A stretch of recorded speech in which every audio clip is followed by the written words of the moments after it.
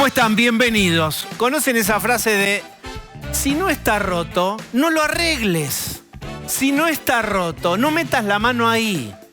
El dólar soja, quiero anticipar esto, después lo vamos a desarrollar con Cecilia Bufflet, empezaba a funcionar. No era el paraíso, ni el arreglo, ni la solución final de los problemas económicos de Argentina. Bueno, lo tocaron, intentaron arreglarlo. ¿Y saben qué? No estaba roto y lo rompieron. Ya no se sabe si los productores o los exportadores van a liquidar la cantidad de dólares que venían adelantando, que faltarán después, pero que venían ayudando a descomprimir el cuello de botella. Increíble, Pablo de León te va a contar también la interna entre Massa y Miguel Pese. Pero quiero viajar a Nueva York, Naciones Unidas. Alberto Fernández fue ahí. ¿Y qué producto típico de producción local? No es local, pero ahora se fabrica mucho en Argentina. Llevó el discurso de odio, por supuesto. Al minuto de discurso ya estaba comentando el ataque a la vicepresidenta, por supuesto, que es un hecho traumático.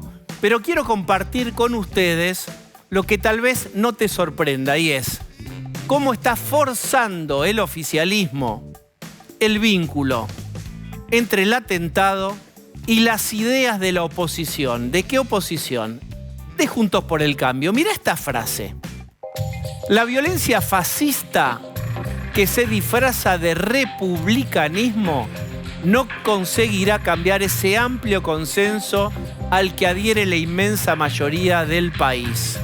¿Cuál es la palabrita que tenemos que buscar en esta frase que viene con trampa? Republicanismo. Republicanismo, sabemos, es uno de los significantes que usa la oposición. Antagónico a populismo. Después podemos calibrar si cada uno está bien usado o no. Pero claramente lo republicano se opone a lo populista. Todo el mundo lo sabe, insisto con esto, después podemos calibrar o discutir si es perfectamente aplicable cada uno de los términos.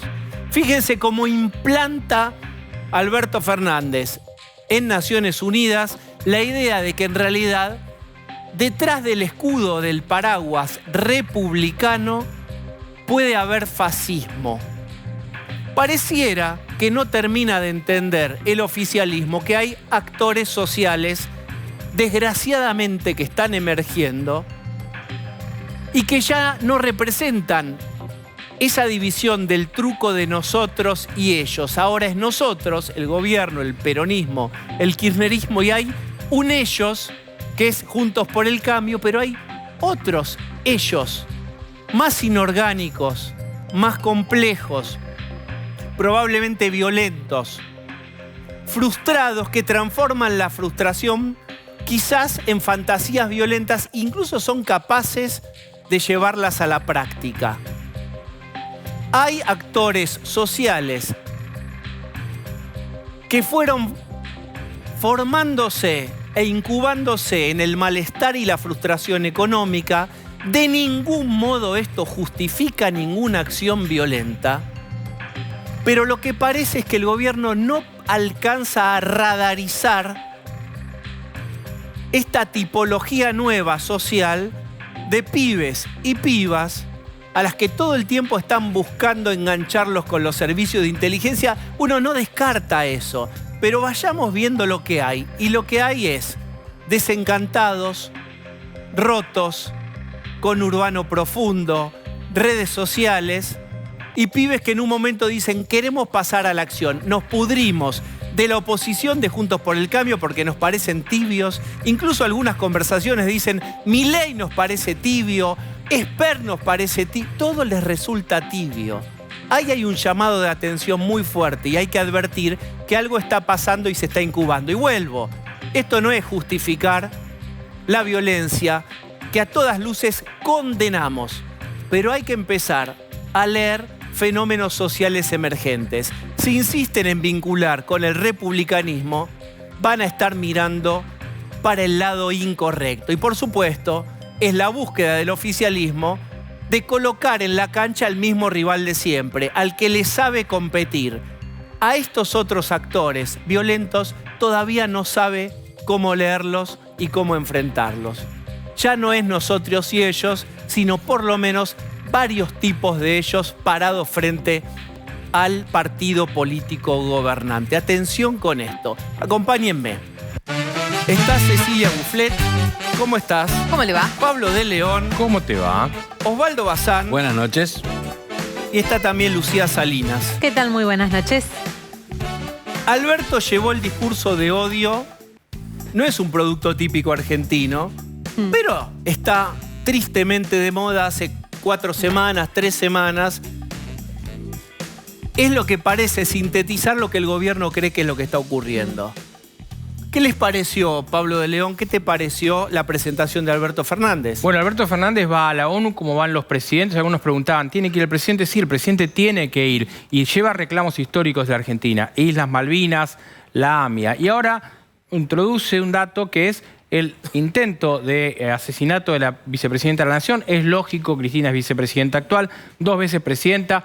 Pero ¿qué pasa? Rebobina en lo que venía el gobierno. Alberto sale con los discursos de odio cuando se va del departamento de Juncal, Uruguay, de hablar con Cristina Kirchner. Última vez que habla con ella. Después de esto, todos empiezan con los discursos de odio, pero hace 2 días se les ocurrió que era momento del diálogo y hasta de poder hablar con Macri, el mismísimo demonio para el cristinismo.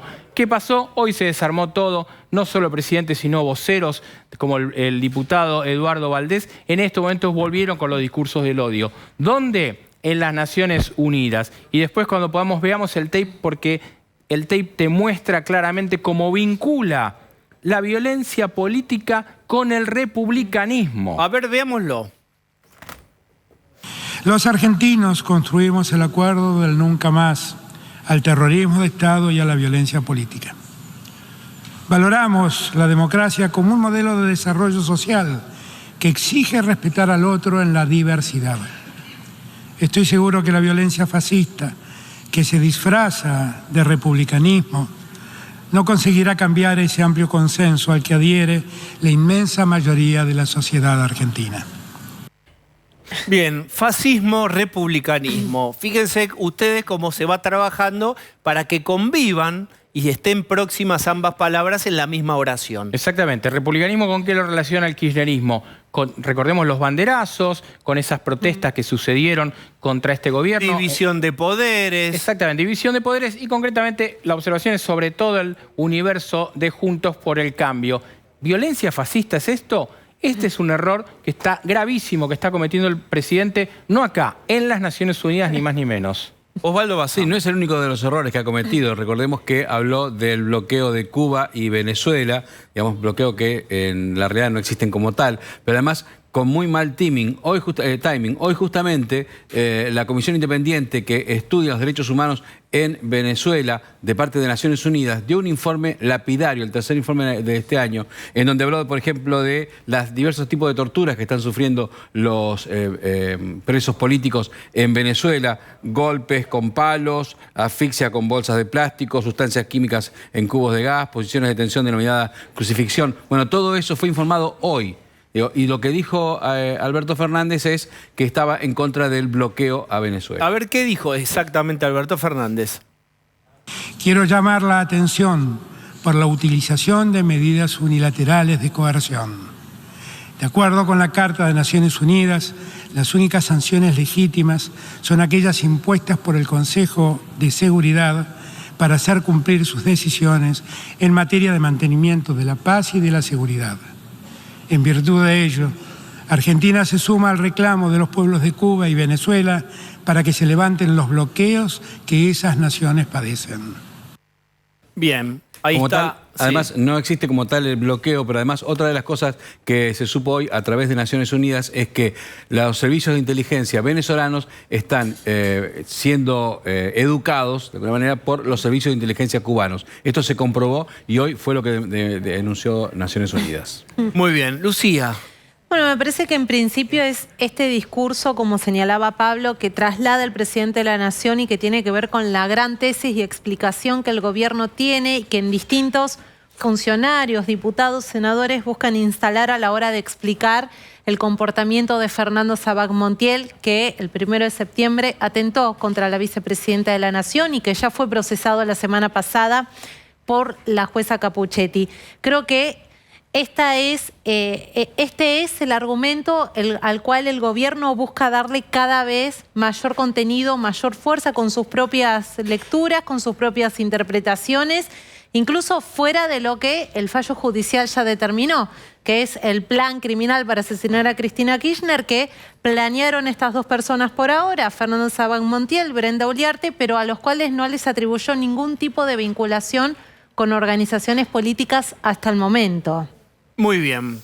Está con nosotros el ex canciller Fori. ¿Cómo le va? Buenas tardes, gracias por la invitación. Bien. ¿Cuál es su impresión sobre la presentación de Alberto Fernández en la ONU? A ver. Venimos mencionando algunas cuestiones, pero... Sí, las escuché recién. Sí.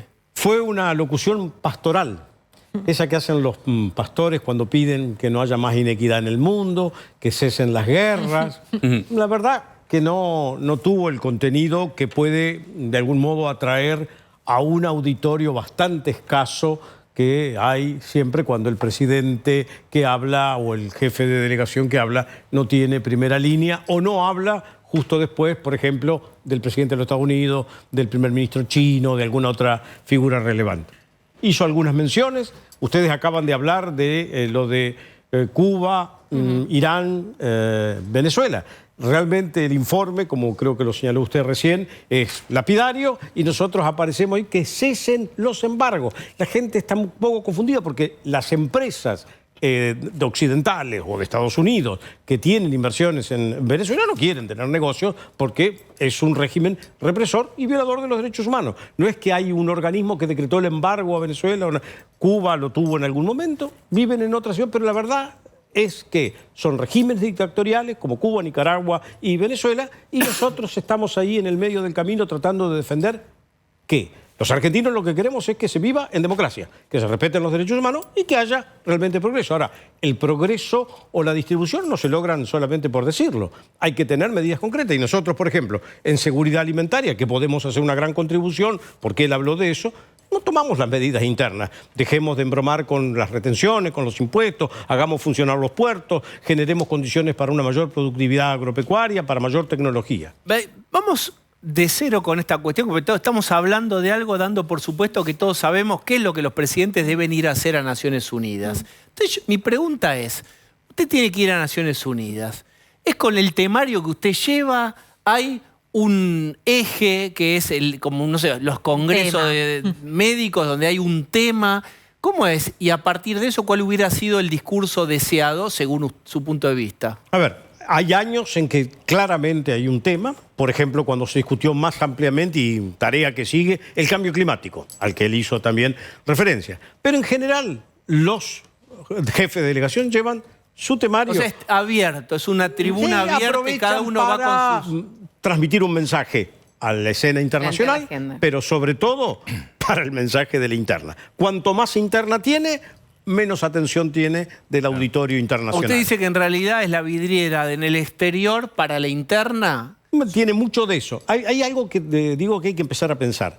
El mundo multilateral en el que vivimos y los organismos que hemos creado y las reglas que se han establecido tienen que ver con un mundo que está desapareciendo o se ha alterado dramáticamente por las superpotencias, por ejemplo, en el caso de la guerra de Rusia-Ucrania, al que no le gusta va y ocupa. Eso nos obligaría a reflexionar. Ahora, uno pregunta y dice, ¿cuán efectiva es Naciones Unidas en su accionar? Tiene alguna cosa, tiene un costo sideral. Pero no paró la guerra de Ucrania-Armenia, no paró, perdón, la de Armenia y ahora Azerbaiyán, no paró la de Rusia-Ucrania, no logra que la distribución de la deuda sea de acuerdo a lo resuelto en el 2015. No, llevamos 57 años de Malvinas. Y la verdad que Naciones Unidas no logra que el secretario de Naciones Unidas haga los buenos oficios que se le piden. Entonces, me falta decir como Milei, demuélase como el Banco Central. No, hay que saber trabajar con lo que hay y cambiar. Yo no estoy para demoler nada. Estoy para trabajar, todos los argentinos queremos trabajar para que haya negociaciones. ¿Y qué consigue la ONU? A ver, la ONU es una estructura enorme, pero no... Los resultados, dígamelo usted es un seguidor de la agenda política. Sí. ¿Qué cree que produce? Un lugar de encuentro en principio, un lugar de charla. Pero para encontrarse hoy con la facilidad de los aviones, con el WhatsApp, con, digamos, me sale más barato. No necesito llevar 50 personas. No. ¿Y qué puede representar para alguien como Alberto Fernández en la situación política que tiene la Argentina y en el conflicto interno en su propia fuerza gobernante hoy estar ante la ONU con este discurso? A ver, le da un poquito de atención o focalización. Ahora, si esa imagen de él, importante, en ese plenario maravilloso que representaba el mundo de los 50, después salimos a tocar la guitarra, porque fue así. Matamos una imagen con la otra. Bien, vamos a ver de qué está hablando el ex canciller Jorge Fori, que es la imagen, esta imagen. Hablemos un minuto de esto que generó polémica, irritación, aclaraciones. Pablo de León, ¿qué es lo que estamos viendo? El presidente fue hasta una tienda que hay un músico que tocaba con David Bowie. Entre otros. Sí. La duda acá, y claramente es muy difícil saber porque es una escapada que se hizo el presidente, si fue nada más que a sacarse una foto e irse o a comprarse guitarras. A mí me parece que no tiene nada de malo que un presidente viaje y haga alguna cosa de este tipo. Me parece que esto es malo en una circunstancia como la actual, cuando una semana antes va el equipo económico que supuestamente recibe directivas de él, a hablar de austeridad, a pedirle al Fondo Monetario que resuelva la cuestión. El presidente no puede estar distraído en la guitarra porque viene la gran Santolaya. Hacemos la relación a la gran Santolaya, que es que el presidente aparentemente se queda hasta altas horas tocando la guitarra en Olivos. Me parece que los problemas urgentes, y me parece que hay que ir a la ONU y reclamar por la AMIA, reclamar por las Malvinas y hablar de la situación económica de los países pobres, pero no tiene que ir a pasar una fotito de vacaciones. En principio nos enteramos de esto porque Mar Platí lo puso en su Facebook, si no, no nos enterábamos. Y una vez que se difundió la noticia en Argentina, al poco tiempo el músico borró de su Facebook esta foto, lo cual da la impresión de que no estábamos todos tan contentos. Y además, una de las cosas que dice Mar Platí es qué tipo de guitarra le gustó más al presidente, con lo cual ha probado más de una, digamos, ¿no? Si ha elegido una. La versión oficial estuvo 10 minutos, fue todo antes, apenas llegó al otro día, antes de empezar las actividades, estaban comiendo en un restaurante, se acercó el productor o estaba comiendo el productor. Nada, quieren bajarle el tono a esta idea en un momento súper sensible. Y vamos a preguntarle a Jorge Fori y decir... Perdón, ahí lo vemos con una guitarra dobro, que es esa guitarra que tiene como una resonancia, digamos que es la que estuvo probando, y dijo claramente, eligió esta, le gustó bastante más esta que las otras. No es que pasó y dijo, esta chau, y me fue. No. Entonces estuvo probando. Muy sensible. Él va con un equipo de comunicaciones, de prensa y demás, que tiene que saber manejar esto. A ver, lo que dice Pablo de León, él puede haber tenido 1 minuto, 5, paró, tomó un café, miró una guitarra, lo que fuera, pero no es eso lo que difunde. Y si tienen alguien en el equipo que lo difunde por... No, pero esto dice que lo difundió el músico. La versión oficial es... Eso mismo es lo que tiene que controlar el equipo. ¿Cómo contrarrestar esto? Y él, ahí en esa foto, le tendría que decir al músico, mirá, no la suba. No va ni... 48 personas viajaron. Bueno, por eso 48 personas. Pero vuelvo a hablando de los años 50, ¿está bien que hoy día en un país que tiene unos números catastróficos, económicos muy malos y donde está todo con mecha corta, sepamos que hay 50 personas que viajan? No es bueno, no es bueno. Pero a ver, él puntualizó algo. Es bueno que el presidente vaya y hable de Malvinas, vaya y hable de seguridad alimentaria, vaya y hable de energía, del caso de, lo manejamos medio mal, del terrorismo con Irán y Cuba, Nicaragua, medio confuso, todo. Pero tenemos que hacer los deberes acá adentro. Si yo quiero hablar de seguridad alimentaria, tengo que trabajar acá para limpiar mi mesa agropecuaria. Si quiero trabajar de energía, tengo que hacer el gasoducto que viene desde Lomas de la Lata. Tengo 2 gasoductos que son del año 48 y 49, de la época de Perón. Entonces, a ver, es cierto que eso es valioso, pero también tengamos el coraje de decir, señores, Argentina quiere ser esto, pero tiene que todavía terminar las tareas. Ahora, lo que dijo Alberto Fernández con respecto a la deuda. Pareciera también mucho de lo que dice Fori que es dedicado a consumo interno. Vean. Las naciones endeudadas padecen muchos malos efectos del sistema establecido. Argentina está entre ellas. Por eso quiero dar gracias a todos los estados que nos apoyaron y que nos apoyan en el complejo proceso de renegociación de nuestra deuda externa. Es un endeudamiento que mi gobierno no generó, pero que afronta con toda seriedad. Bueno, ahí está la factura. No, a ver, Que no generó... ¿cuántas décadas de deuda venimos teniendo pasando de un gobierno a otro? Y ni hablemos la que transformada en letras, no sé, todo eso de papel interno vamos a dejar al que venga. Entonces hagámonos cargos de lo que tenemos que hacer internamente, que empieza por no tener inflación, por no gastar más de lo que tenemos y para poder lograr pagar esto, porque la plata que ahora nos acaba de prestar el fondo, que fue la señora la Georgieva ahí al consulado para decirlo, ¿verdad? Es una plata que tenemos que volver a devolver al fondo porque es parte de lo que nos dan para que les repaguemos y no quedemos en una situación de incumplimiento. Vamos a aprovechar que está el ex canciller Fori para intentar hacer una lectura sobre sindicalistas muy voy a usar la expresión, anti-yanquis, yendo a ver, voy a usar la expresión otra vez, al embajador yanqui. Recordemos, Pablo Moyano estuvo, Baradel estuvo, Hugo Yasky estuvo, que le hacían la broma, lo que mencionamos ayer de Hugo Yanqui estuvo. No es mía la broma, quiero aclarar. ¿Cómo se entiende esta...? A ver, creo que el embajador americano Stanley está en una aproximación a las fuerzas políticas o representativas de... Hugo Yasky o Baradel o el pobre Moyano no van a devenir más demócratas, más republicanos, más institucionalistas de los Estados Unidos, porque van a seguir las reglas con las cuales ellos tienen, a lo largo de todas las décadas, acumulado el poder dentro de nuestro país. Esto que fue un ejercicio, porque esta gente después sale y se para aquí a... Pero vamos a hacernos los que estudiamos estrategia. ¿Qué quiere cada uno de ese encuentro? A ver, ¿Qué quiere Mark Stanley? Mark Stanley quiere demostrar que él es capaz de llegar a los distintos sectores de la sociedad. La verdad que lo que... ¿Para qué? No sé. Los Estados Unidos tienen una gran dificultad a lo largo de su historia reciente y de las largas décadas de la segunda parte del siglo XX en definir qué es lo que quiere de América Latina. Nunca han entendido cómo es Argentina, claramente. Lo que usted nos dice es que habla más de la influencia y del poder de Stanley para demostrar en la su interna, comunidad que del rol de los sindicalistas. A la Secretaría de Estado, ¿para qué fue el embajador suyo en Buenos Aires con toda la clase sindical?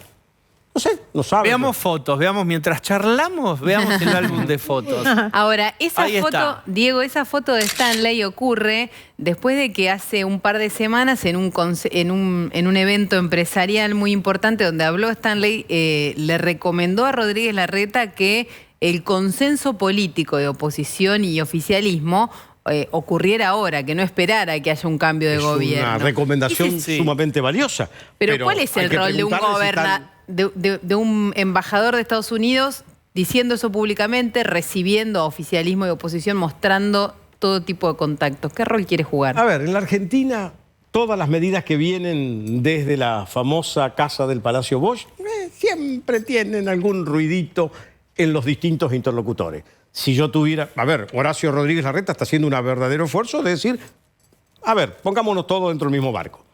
Es más legítimo eso, porque él es un político argentino, de una fuerza representativa, que el embajador Stanley lo diga, bueno, bienvenido, pero ya empieza a haber alguno que no le gustó tanto. Ahora, le hago una Cuervo pregunta. Larroque. Creo que el Cuervo Larroque dijo algo así como, señor, acá usted no opine sobre eso, ¿no? Claro. Pero para que entre 2-1 entra Larroque. Ahora va Pablo. Dando recomendaciones, porque tenemos embajadores en Chile y en Estados Unidos que van y le explican cómo tiene que ser hecho lo que tienen que hacer esos países. Ahí voy con Pablo, pero quiero volver a la foto de Baradel y de Yasky, porque la pregunta era, bueno, ¿qué quiere Mark Stanley que está en el medio?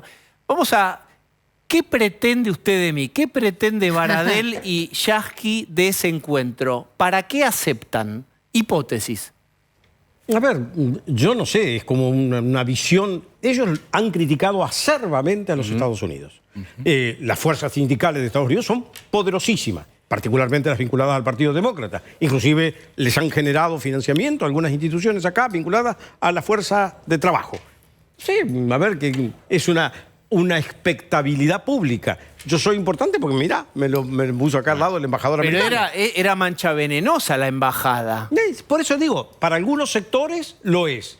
Pero vamos cambiando. Esto nos falta... ¿Qué es lo que queremos los argentinos? Y eso, si se logramos explicar a los brasileños, a los chilenos, a los estadounidenses o a los del mundo europeo, estarían felices. Encuentros cercanos del tercer tipo. Vean esta otra foto. Fíjense ustedes. A ver.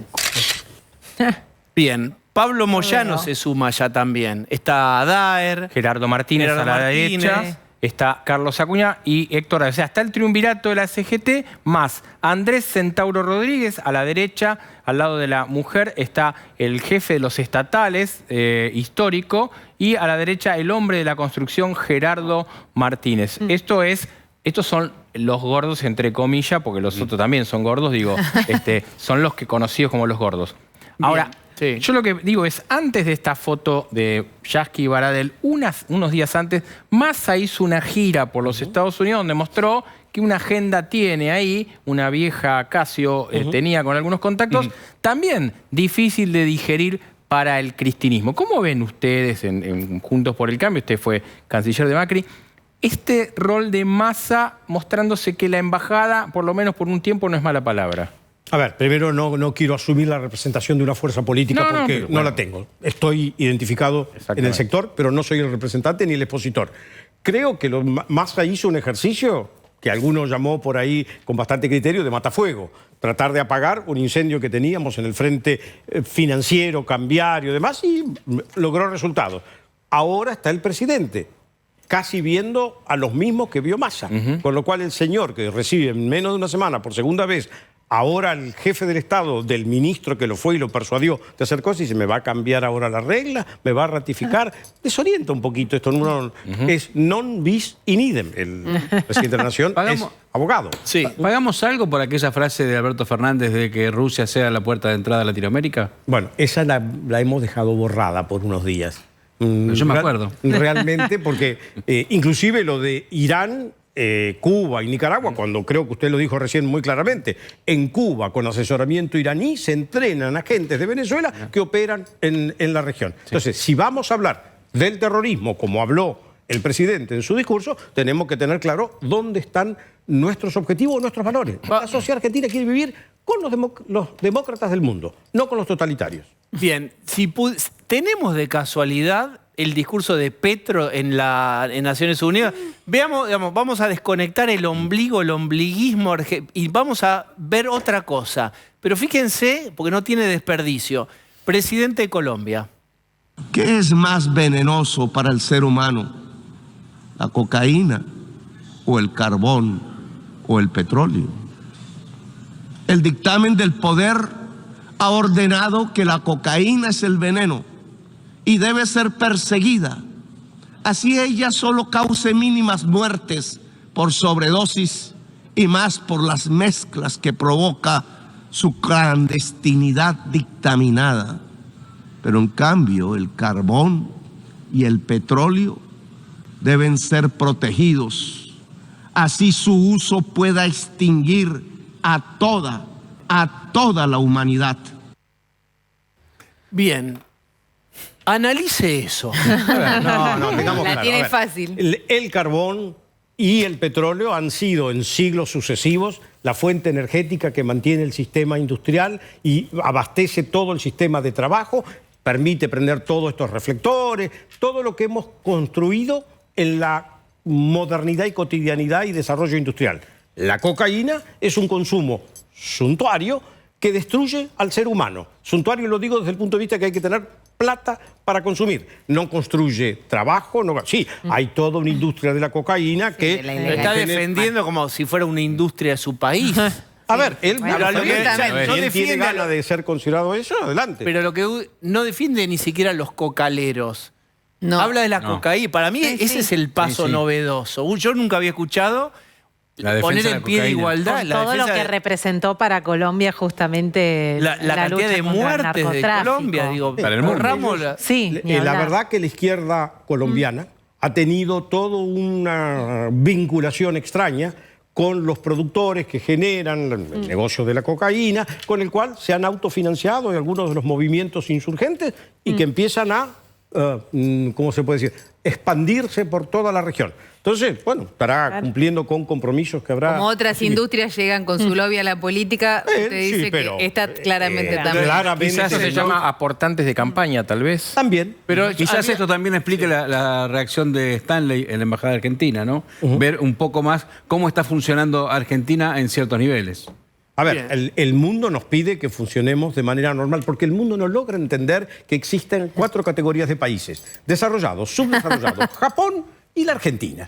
¿Por qué? Porque somos un país lleno de recursos, Está con gente, descrito. demos vuelta a la mesa, más o menos capaz, hábiles para hablar y demás, y no logramos poner este país en pie. Yo tengo una Por más de última 50 muy años. breve. Recuerdo aquella imagen, ¿cómo olvidarla?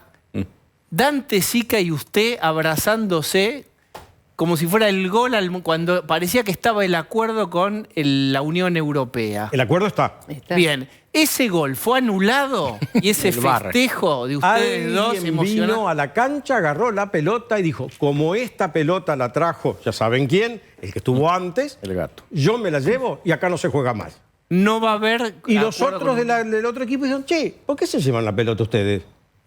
Ah, no sabe, no contesta. ¿No era que los productores franceses eran los que frenaron Ah, no. A ver, esto? en un acuerdo de esta índole, siempre hay gente que va a sentir afectados sus intereses. Empezando por los agricultores franceses o polacos o húngaros, que no tienen la competitividad ni las tierras que tiene Argentina, Brasil, Paraguay o Uruguay. Entonces ellos dicen, ¿se quieren llevar la pelota? Che, que se la- Estaba hecho ese gol y para ser franco. Estaba la pelota en el medio de la cancha para tirarla y con ellos esperando, tiren. Y dejamos de hacerlo. Estamos Ahí de no acuerdo jugó- que es Mercosur, Unión Europea, se abría un mercado. Este era el discurso de Cambiemos en ese momento. No, no era el discurso de Cambiemos, era el discurso del Mercosur. El Mercosur es el espacio económico del cual yo trabajé desde el año 90, más cerrado que Pero Chile. lo anuló este gobierno. Lo anuló, ¿por qué? Porque ese Bien. logro, después de 30 y tantos años, era de el anterior presidente. ¿No juega ahí Muy un bien. poco también Brasil y la tensión de Brasil con Francia por la agenda climática? A ver, el que está perjudicado se va a agarrar del color de su camisa. O sea, esa camisa impide el acuerdo. Los franceses, que no quieren muchísimas cosas, con el cambio, ellos son patrones del cambio climático. Lo vemos al presidente de Colombia diciendo, che, ¿qué hacemos con el carbón y el petróleo? Y no hablamos de esto. La verdad es que tenemos que defender lo que a nosotros nos interesa, que era poder colocar productos de Argentina, de Brasil, de Uruguay, de Paraguay, en Con el mercado menos- europeo. Bien. Con cupo No, asegurado. Bien. Fori, gracias por A haber ustedes venido. por invitarme. Sonará una videollamada. El teléfono nos queda viejo, pero es una videollamada. Aló.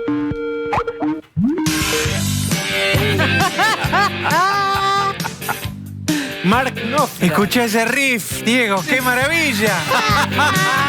¡La pucha! ¡Qué vale la pena estar vivo! Qué ochentoso, ¿eh? Como gritaba el querido Héctor That's the way Altieri, you Caballo do it. Muy Salvaje. bien. ¿Te acordás, Diego, de Caballo Salvaje? Hoy le dije a Santi Cafiero, ¿no querés ser mi Leo Baraglia? Nos alquilamos un auto y al Hotel May Louis recorremos Estados Unidos. Y la última escena va a ser cuando no nos renueven las Lelix. Ahí nos agarraremos la manito y bueno, que asuma el No, próximo. ustedes ven una pelota enorme blanca que no es una luz, es una luz que se les viene encima de pesos. De billete de peso. Y el auto sí, queda sí, tapado. Sí. Bueno, Y bueno. ¿cuánto tiempo, diga realmente, cuánto tiempo estuvo ahí en ese estudio o probando Estuve guitarras? con Marc Platita, mirá la viola que me compré de 3 lucas verdes. Pero De su sueldo. la metí como viático de Fabiola, ¿eh? De Querusa. Pero espera De un poquito Querusa, la porque merluza. compró, porque me escribió gente diciendo, guarda que cómo metió eso por la aduana. ¿Lo compró? ¿Se sabe eso? Perdón, Bueno, perdón. ¿Qué aduana? Cuando llega un presidente pasa por la... Pasa valija diplomática Si me y te pierdo, entró... yo me encuentro. Y te entró Me todas caigo, me las levanto. Stratocaster que tenga ganas. Lo importante en esta vida es ir tocando. Esa guitarra usted la vende, hoy acá en Argentina la que compró comen 2 intendencias, al cambio. Es la guitarra de Alberto. Sí. La guitarra de Lolo. La Bueno, dobro. fue muy empática la foto, le quiero contar. Les canté las 40, Todos acá les nos canté las alegró 40. mucho verlo disfrutar en Sí, Nueva sí, York. sí, la estoy pasando bárbaro. La verdad es que es maravilloso, es maravilloso. Bueno, Ahí está, mire usted. Pero ahí está, Sí. ahí está, mirá. Mirá qué linda la sonrisa. lindo, Todo lo ¿eh? publicó en Facebook. Sí. Que es muy importante tener el público de Facebook, que ya es de las sesentonas.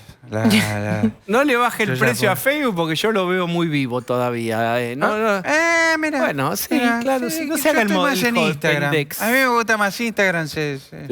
Ahí ¿Sé se qué? levanta ¿Sé más por qué? ahí. Iba a decir No, sé no. qué. Pero- ¿Sé qué más en Instagram? ¿De qué? Quería decirle que les canté las 40, porque yo no Ah. voy a la ONU, no vengo acá a arrodillarme como hizo el felpudo de Macri. Claro. Yo tengo lo que hay que tener para condenar los bloqueos a Cuba y a Venezuela. Y para denunciar al terrorismo que azota al mundo, hoy encarnado en la temible banda de los copitos de nieve. No les tengo miedo a los Sabac Montiel. También bregué por la pacificación global y por el fin de la injusticia social. Y los dejé mudos, Diego. No, es que Tan potente estaba fue mi mirando el discurso que celular, en todo el quizás. auditorio no se escuchaba ni el zumbido de una mosca. ¿Había cierto. alguien? Claro. Es que siempre Unas vemos 25 o 30 personas había, pero me estaban escuchando atentamente. ¿eh? Es que siempre vemos con la ONU ese porcelanato verde que uno no sabe si es mármol o de dónde está. Pero no, habría que dar vuelta el plano. y Parece ver el baño de un cuánta boliche. gente- ¿Viste? Parece Ese el baño como el baño de un- El baño de boliche pretencioso. Es verdad, el verde ese baño de boliche pretencioso. Boliche de Pachá. Sí, sí, Bueno. sí. Pero, ¿a vos te parece que justo cuando Elon Musk está teniendo más plata que la reserva del Congo, haya gente que no esté dispuesta a redistribuir? Es verdad eso, ¿Eh? qué sensibilidad. O que Bill Gates, si quiere, se pueda comprar Panini, tener todas las figuritas que quiera y tenga los bolsillos llenos de pilones, de repes, mientras hay chicos sin figuritas o figurites. Usted jode con eso, pero el gran acuerdo nacional, el único hasta ahora, fue el de los kiosqueros con la figurita. los distribuidores de figuritas. En un rato vamos a hablar de eso, que es un Estamos en lo asunto importante. que estábamos De cerca de Estado. una pueblada con ese tema. Hay Por que ver suerte si tengo la funciona igual, mitad ¿eh? de mi gobierno abocado a resolver este grave Menos problema que nos aqueja y que nos acoge en muy esta bien. era de las cibercomunicaciones. Muy bien. Muchas gracias, Planeta Tierra, pobladores de los rincones más lejanos del globo. Muy bien. Sepan que pueden contar conmigo. No teman, Alberto Fernández está de vuestro lado. Bien. Gracias totales. Y a ustedes les digo, A ver. señores de Panini, yo tengo a Chicone de mi lado. Es el poder y vamos real. a imprimir las figuritas y figurites que hagan falta para abastecer Panini. a todos los niñas y niñas del país. ¿Ok? Sí. Panini en este momento es el poder real, digamos. Claro. ¿O no? Es un monopolio. Por eso. Es un monopolio. Es hegemónico. Bueno. Es el nuevo Gracias. Es un monopolio. Bueno, muchas gracias. Es un monopolio. Tengo la de Benzema, si quieren. Gracias, presidente. Bueno, Le está armando el álbum a Enrique Francisco. Sebach está. Qué bueno que viniste. Bueno, qué bueno que me invitaron. Muchas gracias. Bien, no, ya te veníamos invitando. Economista, voy a leer, director Todo eso ejecutivo hace- del IERAL de la Fundación Mediterránea. ¿Cómo estás? Bien, muy bien, gracias. Quiero antecederte con la presentación del conflicto de hoy. Ceci, presente el conflicto que yo decía en el inicio es, si algo no está roto, no lo arregles porque lo puedes romper. ¿El dólar soja estaba bien, más o menos? ¿Lo rompieron? El dólar soja tenía sus cuestiones. El gobierno las sabía desde el minuto 1 y con esas condiciones firmó un acuerdo con un sector, con el sector de los exportadores, y a los 15 días de haber firmado ese acuerdo cambió parte de las condiciones. ¿Qué es lo que cambió? Que aquellos que venden dólar soja y son grandes empresas, o empresas en realidad que son sociedades anónimas, no pueden acceder con los pesos que reciben a comprar dólares ni en el mercado oficial, ni en el mercado financiero, en blanco tampoco, ¿no? No pueden ir ni al dólar MEP, ni al contado con O sea, te liquidación. tenés que quedar, si sos productor y tenés una sociedad anónima, un establecimiento, Exacto. bueno, tenés que quedar en pesos o irte al blue otra vez, pero te cierran, te Exactamente. cepean, vamos a inventar el verbo, y te obligan o te desincentivan a liquidar. Bueno, en lo definitiva. primero que pasó es que esa norma afectaba a los productores, lo contamos ayer, y minutos después de que terminó el programa salió la primera aclaración del Banco Central dando marcha atrás y sacando a las personas físicas. Aquel productor agropecuario que vende dólar soja puede acceder al dólar MEP. ¿Quiénes son esos? Los menos, no en cantidad, pero sí en volumen de operaciones. Y hoy una nueva aclaración del Central reforzando la idea de que no hay un problema para aquellos que no pueden acceder al MEP. Tienen la gran opción de hacer un plazo fijo en pesos dólar link. Adiviná si los productores, los establecimientos agropecuarios que vendieron dólar soja se quieren quedar en pesos. Bueno, esa es la oferta Enrique? que tienen hoy. A ver, ¿querés la versión grosera o la versión intelectual? No, la versión grosera. La todos grosera, pagamos por para eso eso. te invitamos. Pagamos para eso. Un gran amigo mío dice, tiene una frase que yo respeto mucho, que es, el número de cagadas es siempre par. Vienen.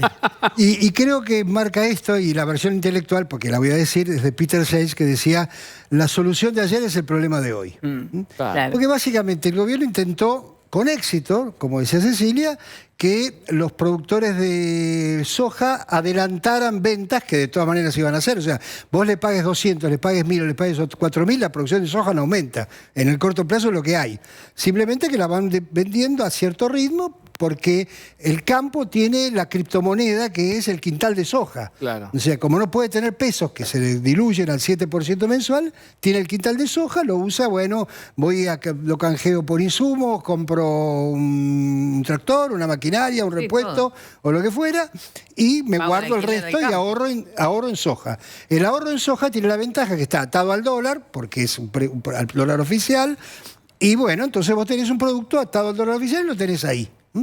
Lo que quiso hacer el gobierno dice, bueno, mira, te voy a dar un incentivo, te voy a dar un premio por un ratito para que me des esa soja, yo te lo voy a pagar, lo que antes te pagaba 140, precio internacional, etcétera, te lo pago 200, pero por un ratito. Y bueno, el productor dijo, bueno, yo tenía que vender soja en octubre o en noviembre y ahora me pagan 200 ahora, perfecto, lo vendo ahora. Ahora cuando lo vendió, se quedó con pesos. Claro. Porque el Banco Central emite pesos contra eso. Pero lo que no quería tener el productor, porque si no lo hubiera liquidado antes, era pesos. Entonces, como no quería tener pesos, y no es el único, porque no es que la brecha y el dólar MEP y todo eso subió por el dólar, por el productor de soja exclusivamente. Nadie quiere tener pesos. Entonces, con esos pesos que estaban sobrando, se fueron a comprar dólares, como iba a pasar, digamos, y como todos sabíamos que iba a pasar. Bueno, eso afecta a la brecha, como afecta a la brecha y el gobierno, la brecha hace que el Banco Central no pueda recuperar reservas por más premios que invente.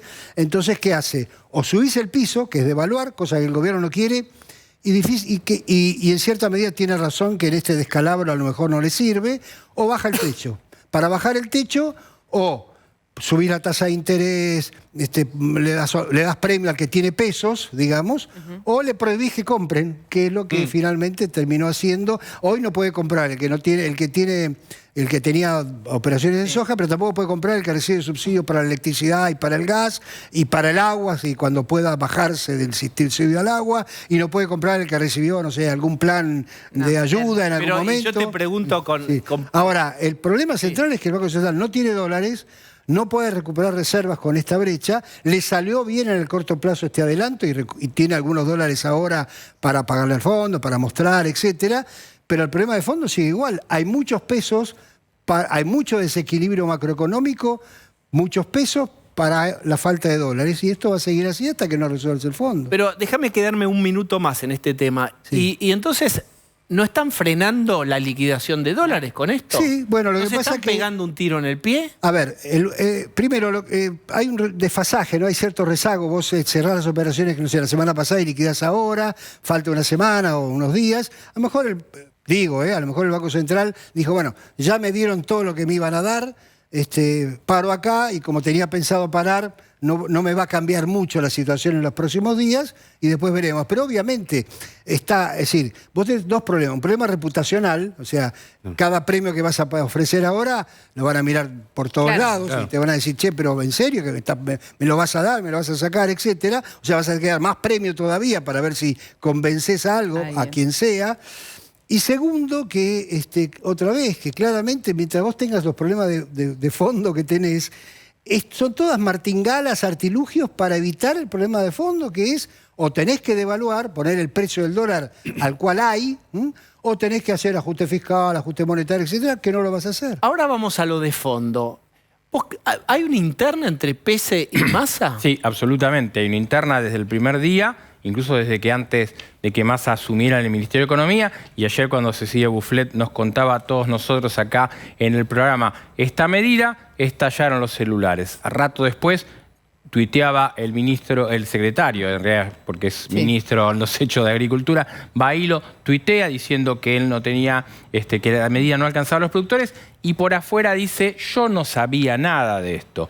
Massa se enojó mucho con esta medida en la interna con Pelle, que fue ratificado por el presidente hace unos días, contra el disgusto total de Sergio Massa. Y el enojo de Massa de hoy llegó a los Estados Unidos. En medio de la prueba de guitarra del presidente, el presidente tuvo que hablar con Massa porque Massa estaba muy enojado por esta cuestión que describía bien Enrique.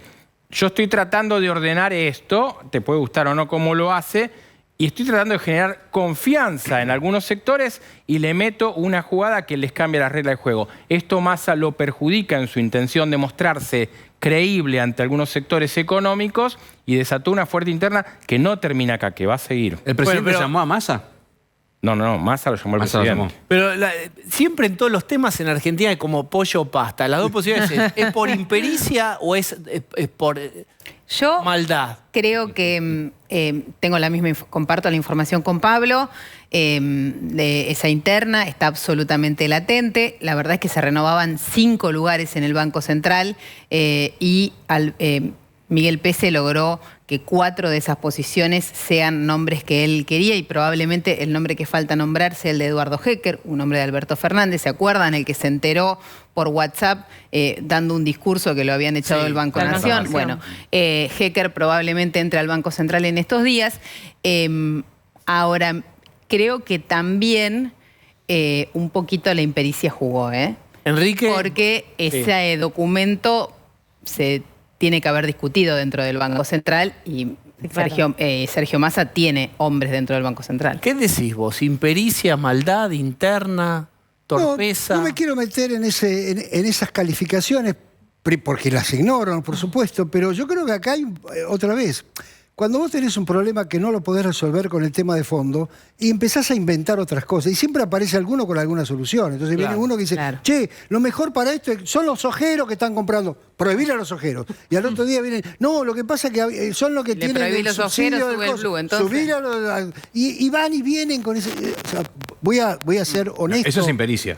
No, déjame, iba a hacer en honor a la psicología del señor. El proceso de inteligencia colectiva en momentos desesperados es muy descontrolado. Aún en gente racional e inteligente. Espera que está buenísimo el tema. Repetilo y charlemos un cacho de eso. Claro, porque cuando todo va bien, es como los equipos de fútbol, cuando todo va bien somos todos amigos, está todo perfecto, ni tenés que pensar las cosas. Cuando las cosas estás en medio de una crisis, tenés que tener capacidad, no solamente para pensarlas, sino para desechar las malas recetas. Hay todo un proceso, porque cuando vos estás sin... vamos a este ejemplo, estás sin reserva, sos un director del Banco Central, entonces te llama uno, no, boludo, perdón, no, tonto, lo que tenés que hacer es prohibir a los ojeros, porque yo me enteré que vi entrar a la casa de cambio a un amigo que tiene 2 bolsas de soja y lo vi vender. Ah, debe ser eso. Entonces llamás, che, me dijeron esto, sí, debe ser eso, y entras en eso. A la media hora viene otro y te dice, no era el sojero, lo que pasa es que vos estás emitiendo mucho, porque estás emitiendo 200 pesos por dólar, pará con eso, porque esos pesos van a la calle. Y bueno, tiene razón, hay que parar esto, sí, pero no podemos pararlo, porque tenemos que atender el déficit fiscal, y tenemos esto. Bueno, prohibámosle que compran a todos. Y entonces, pero los que reciben subsidio por la luz y por el gas, también hay que sacarlos. Y no me extrañaría, no me consta, pero no me extrañaría que del sector político ya me dice, ¿cómo? ¿Le están regalando los 200 pesos a los ojeros para que compren dólares? ¿Le están regalando la tasa de interés para que compren dólares? No, hay que subirle la tasa de interés, hay que prohibirle tal cosa. Entonces, en ese proceso, aún, insisto, personas inteligentes no procesan bien las crisis. No procesan bien si a eso le sumás una falta de liderazgo... Bueno, y ahí va el tercer punto, que lo marcaste muy bien. Todo esto se supera cuando vos tenés un liderazgo. No solamente el liderazgo desde el punto de vista político, sino el liderazgo desde el punto de vista de dónde querés ir, qué querés hacer, cómo lo querés. Entonces vos decís, no, mire muchacho, No hagan tonterías, porque mañana yo tengo que convencer a los petroleros que hagan lo mismo. claro. Entonces mejor no hagamos esto porque vamos a tener un problema con los petroleros. Claro. Y pasado tengo que hablar con los mineros y los mineros me van a mirar y dicen, mirá lo que hiciste con los ojeros y así sucesivamente. Entonces hay un proceso que si vos no lo tenés claro, vas haciendo una cosa a la mañana y otra cosa a la tarde. Por eso usé la escatología del ejemplo. Sí. Porque es eso. Vos te equivocás y después te querés arreglar y te equivocás de nuevo y seguís haciéndolo porque no hay programa, porque no hay liderazgo y porque eso exige otro contexto político que no va a estar disponible hasta el año que viene, hasta que terminen las elecciones. ¿Se viene otro dólar? ¿El dólar Qatar, dicen algunos, o el dólar turista más caro? Mira, yo creo, a ver, hay un problema técnico vinculado con el dólar tarjeta, porque no te olvides que las operaciones son internacionales, o sea, también está el extranjero que viene acá y compra con tarjeta, entonces vos tenés que mantener, hay un marco legal que no podés romper. Ahora, vos podés ponerle un cupo al dólar tarjeta, así como lo pusiste a cualquier otro caso, y decir, bueno, mire, usted quiere gastar en el exterior, con tarjeta puede gastar hasta, invento el número, no me peguen, $200, 300, no sé, el número que ustedes quieran, podés subir el impuesto que están detrás, etcétera, para que desalentarlo, pero la verdad es que en la Argentina la moneda de ahorro es el dólar. Vos si vas a viajar y querés viajar, vas a viajar. Venimos de un periodo de pandemia con demanda contenida. Y bueno, ahora, lo que sí es cierto es que es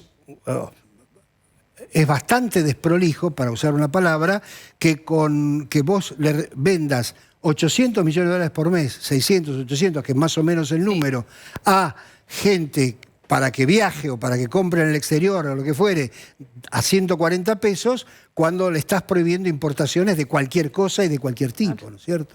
Y meto el dedo ahí. Y es verdad, Ceci, que hay sectores productivos, industriales, que están diciendo no puede haber dólares destinados al turismo, porque los dólares, como decía Batakis, tienen que estar en la producción. Empieza, digamos, la puja distributiva, diría, pero de los dólares, Enrique, diría el kirchnerismo. Es que más que una... Bueno, es cierto. Lo que pasa es que, otra vez, cuando hay escasez de algo que todos quieren, y bueno, todos empiezan a pelear en la fila, ¿no es cierto? Dicen, no, pero dámela a mí, que yo tengo más, digamos, lo voy a usar mejor para el país. Cada uno tiene su argumento y todos tienen razón. No hay ninguno que no tenga razón. Pero el problema central es la escasez de los dólares o el sobrante de los pesos, para ponerlo en esos términos. Y con cada una de esas regulaciones aparecen la dedocracia, la posibilidad de elegir a quien vos quieras, los peajes en el medio también, ¿no? Casi la pregunta final, mirá qué simple. ¿Están haciendo un ajuste? Este gobierno ahora está haciendo un ajuste. Y B, agregado en el changuito, el gobierno que sigue, suponete que en una hipótesis que viene Juntos por el Cambio, ¿es otro ajuste cualitativamente diferente o es más de esto, si es que esto es ajuste? No, bueno, primero, tomá la inflación como un impuesto, que de hecho lo es. Entonces el gobierno está haciendo un ajuste subiendo el impuesto inflacionario, o sea, recauda más porque los impuestos están atados a los precios y licúa ciertos gastos, no todos, pero licúa ciertos gastos. Está bajando algo el gasto en subsidios, medio confuso, no está muy claro lo que está bajando y lo que no está bajando. La verdad es que cuando vos mirás, te doy un ejemplo, Brasil en la pandemia llevó el déficit fiscal a 10 puntos del PBI, más o menos como Argentina. ¿Sabés cuánto es hoy? 0. Claro. ¿Y la inflación de Brasil cuánto es? Es negativa, bueno, es bajita, para ponerlo así. Claro. Y Argentina siguió la fiesta, siguió de largo, digamos, con el ministro Guzmán a la cabeza, ¿no es cierto? Siguió de largo. Entonces, esto es así. Hay un ajuste por las malas, hay un ajuste de la licuación, de impuestos distorsivos. Ahora, el próximo gobierno o hace un cambio de régimen, la sociedad argentina acepta a partir del año que viene, y yo creo que la sociedad está muy, muy adelante que los líderes políticos, que Argentina necesita un cambio de régimen, esto ya no va más, o sea, este mamarracho, ¿cuánto podés empeorar este mamarracho? ¿O cómo lo podés arreglar con parchecitos, con cositas? No, acá hace falta un verdadero cambio de régimen, ponerse de acuerdo, ya que están hablando de acuerdos políticos, en que Argentina no puede vivir con déficit fiscal, que tiene que tener un banco central que pueda hacer política monetaria y cambiaria, y que tiene que tener un régimen para que la gente tenga precios, porque el drama de hoy, además de la inflación, es que no hay No hay precios. referencias. Y si no hay precios, vos no podés invertir, no podés consumir, no podés hacer nada. No sabes dónde estás parado. Entonces, la Argentina, el ajuste va a terminar siendo la recesión. O sea, finalmente el nivel de actividad se va a ir trabando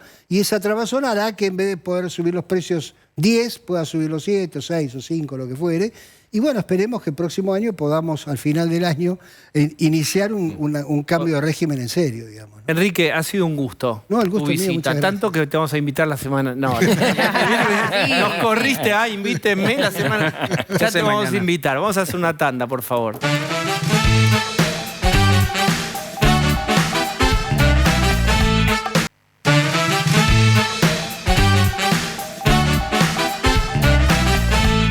El juicio que más le importa a Cristina y que tiene efectos sobre toda la dinámica de la política argentina. Vialidad.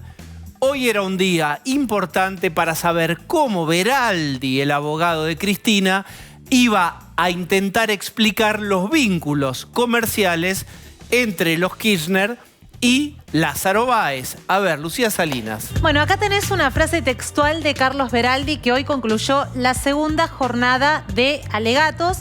Esto va a concluir el viernes con dos cosas. La palabra de Cristina Fernández de Kirchner, que hace pocos minutos el Tribunal Oral acaba de aceptarla y acaba de autorizar que hable, y un pedido de absolución por parte del abogado.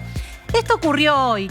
¿Cómo justificó Carlos Veraldi los negocios comerciales entre la familia Kirchner y Lázaro Báez, mientras Lázaro Báez se convertía en este empresario de la construcción? Mira lo que dijo. Hablan de retornos cuando son solo operaciones comerciales con prestaciones recíprocas. Acá te hago una única salvedad. Retornos fue una palabra que trajo al alegato Carlos Veraldi, porque los fiscales habían hablado, conceptualmente se puede entender lo mismo, pero nunca utilizaron retornos. Hablaron de un beneficiario final de esa gran masa de dinero que Lázaro Báez recibía, que no era él, sino el matrimonio Kirchner, que a través de muchos acuerdos comerciales recibían parte de esos fondos. Pero hubo una segunda explicación a esta frase que dio Carlos Veraldi. Mira cómo justificó estos acuerdos comerciales. Esta es hermosísima. Dale. Uno alquilaba, otro pagaba. Uno pedía préstamos, el otro pagaba con intereses. Y ahora te voy a contar a qué se refiere con el otro pagaba con intereses, porque además Carlos Veraldi dijo: Néstor Kirchner perdió plata cuando le pidió dinero prestado a Lázaro Báez. Ajá. Ahora te voy a contar eso. Uno alquilaba, otro pagaba. ¿Qué quiso decir Carlos Veraldi? Solo eran alquileres, eran negocios lícitos, estaban bancarizados. Acá no hay nada sospechoso. Al menos hubo 16 autoridades judiciales que señalaron que esto que él denomina uno alquilaba y otro pagaba, como mínimo era sospechoso y que calificaba para varios delitos. ¿Eso hoy tiene un sobreseimiento? Sí, pero bajo revisión, porque hubo un fiscal que dijo: no podemos dejar de ver operaciones de lavado de dinero, alquileres ficticios, sin desconocer que esto Lázaro Báez lo pagaba con dinero de la obra pública. Esa discusión todavía no está cerrada. Pero perdóname, además no había una manguera de dinero que entraba vía Austral a Valle Mitre y Valle Mitre a los hoteles de los Kirchner. Exactamente. No había otra manguera de dinero que entraba a Valle Mitre distinta a la de Austral. Y Austral es una constructora que dependía del visto bueno de Cristina. Bueno, vamos a ver eso. Uno alquilaba, otro pagaba, pero eso ocurría mientras Lázaro Báez ganaba 51 licitaciones viales por 46.000 millones de pesos. Mira esta foto. Este es el primer acuerdo comercial que firman Néstor Kirchner y Lázaro Báez en 2005, cuando él ya tenía una gran cantidad de obra pública. Este fue un acuerdo comercial que selló una larga historia de contratos, alquileres, permutas, operaciones de compra-venta inmobiliarias. ¿Cuál es el dato acá? ¿Qué es esto? Esto es un complejo de 10 unidades de departamentos que construyó Austral Construcciones, mientras ganaba obra pública del Estado Nacional. Cuando las termina, Lázaro Báez, en vez de quedarse con las 5 unidades que le correspondían, se las da a Néstor Kirchner, se las vende por menos de la mitad de lo que le salió construir todo esto.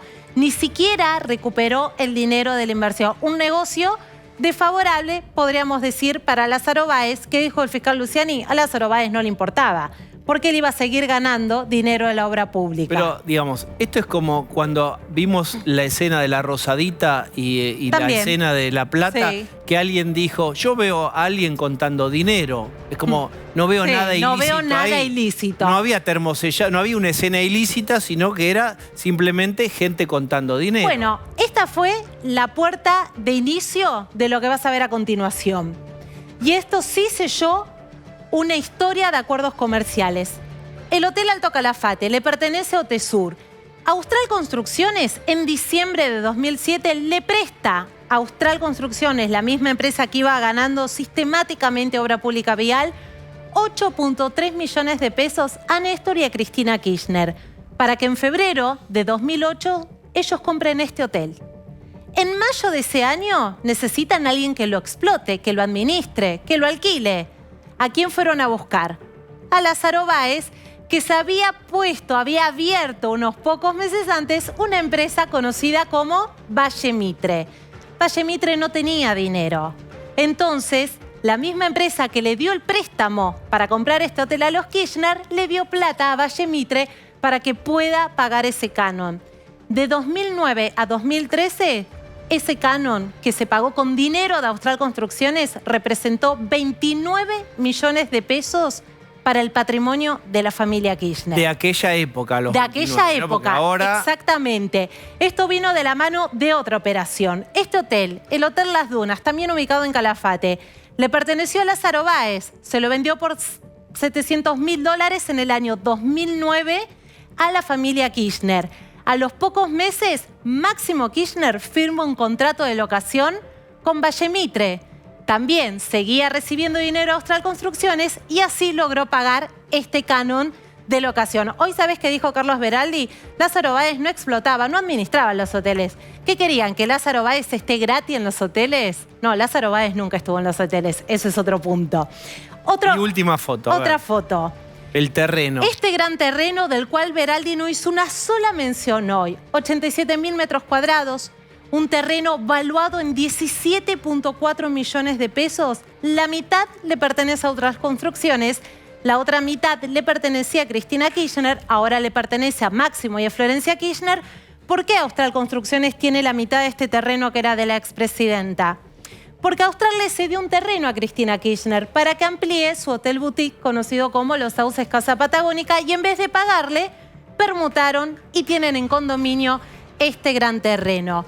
Todos estos acuerdos comerciales que nosotros te estamos mostrando algunos se dieron en simultáneo, mientras Lázaro Báez recibía contrato de obra pública vial y no es que estos acuerdos se firmaron a nombre de Lázaro Báez, se firmaron con Austral Construcciones, que tenía como único cliente al Estado Nacional. Es decir, la plata de la obra pública vial que la justicia dijo que se le concedió de forma irregular. Bien, vamos a repetir, no es que es un empresario que tenía negocios de alquiler o de compra-venta de inmuebles con la familia Kirchner. Es un empresario fondeado por la decisión del gobierno que encabezaron los Kirchner de darle obra pública a Lázaro, que después sí, ya fondeado, distribuyó, hizo los negocios con ellos. Muy claro, gracias Lucía. Los invito a volver a la mesa. Acompáñenme. Voy a sumar a la conversación a Jimena Latorre, ex abogada, integrante del Consejo de la Magistratura. ¿Cómo estás? Y está Rolo Barbano. ¿Cómo estás, Rolo? ¿Qué tal, Diego? Muy buenas noches. ¿Cómo te va? Jimena, ¿cuál es tu mirada sobre la defensa de Beraldi en relación con el vínculo comercial entre los Kirchner y Báez? En realidad, creo que acá lo que hay que celebrar primero es que hay paz mientras estamos escuchando los alegatos de la defensa, ¿no? Tuvimos una sociedad muy convulsionada, una parte de la sociedad muy convulsionada durante los alegatos de la Fiscalía, que su deber es acusar. Durante estos 2 días escuchamos la defensa de Beraldi. Habrá que ver qué decide el tribunal, si se da por satisfecho o no. respecto de estas pruebas que en principio ellos creen que están revirtiendo. La verdad es muy claro la presentación de Lucía. Pero de vuelta, ¿no? Lo más importante acá, y después de los hechos a los que hemos sido sometidos como sociedad, es que estas defensas están sucediendo en paz. Que no tenemos a la gente crispada en la calle como sucedió cuando tuvimos a los fiscales, ¿no? Y ojalá logremos una sentencia de los jueces, que son quienes están llamados finalmente a darnos una respuesta, porque nosotros podemos especular muchísimo, pero lo cierto es que quienes tienen que resolver son los miembros del Tribunal Oral. Y esperemos que ellos puedan hacerlo con total libertad. Y para eso creo que necesitamos realmente de un Consejo de la Magistratura que logre garantizar esa verdadera independencia en el Poder Judicial, ¿no? ¿A vos te condiciona ser parte del Consejo de la Magistratura para opinar técnicamente? Claro que sí. Bueno, abramos las cartas. Y sí, es importante. Sí. Pues si no vamos a empezar a tironear, esto ustedes mismos se dan cuenta en casa, sobre por qué no se puede hacer. Explícalo técnicamente estando en el Consejo. El Consejo de la Magistratura tiene dos grandes roles fundamentales, que son la selección de los jueces y, por otro lado, lo que es el tratamiento de las denuncias. Si algún día llega una denuncia contra alguno de los miembros del Tribunal Oral, es el Consejo de la Magistratura quien está llamado a resolver y puede llegar hasta la acusación para luego iniciar un juicio político. Con lo cual, yo no podría expedirme sobre el fondo de la cuestión porque podría estar mañana sujeta a que me recusen frente a esta situación, ¿no? Pero es mucho más importante que opines en este programa y en televisión. Para eso vino. No tenés que elegir. Claro. ¿No te parece? ¿Qué querés de la televisión? Bien. Jimena, ¿y qué pensás cuando escuchás a Gregorio Dalbón diciendo Luciani y Mola, los fiscales del juicio de vialidad, van a terminar mal?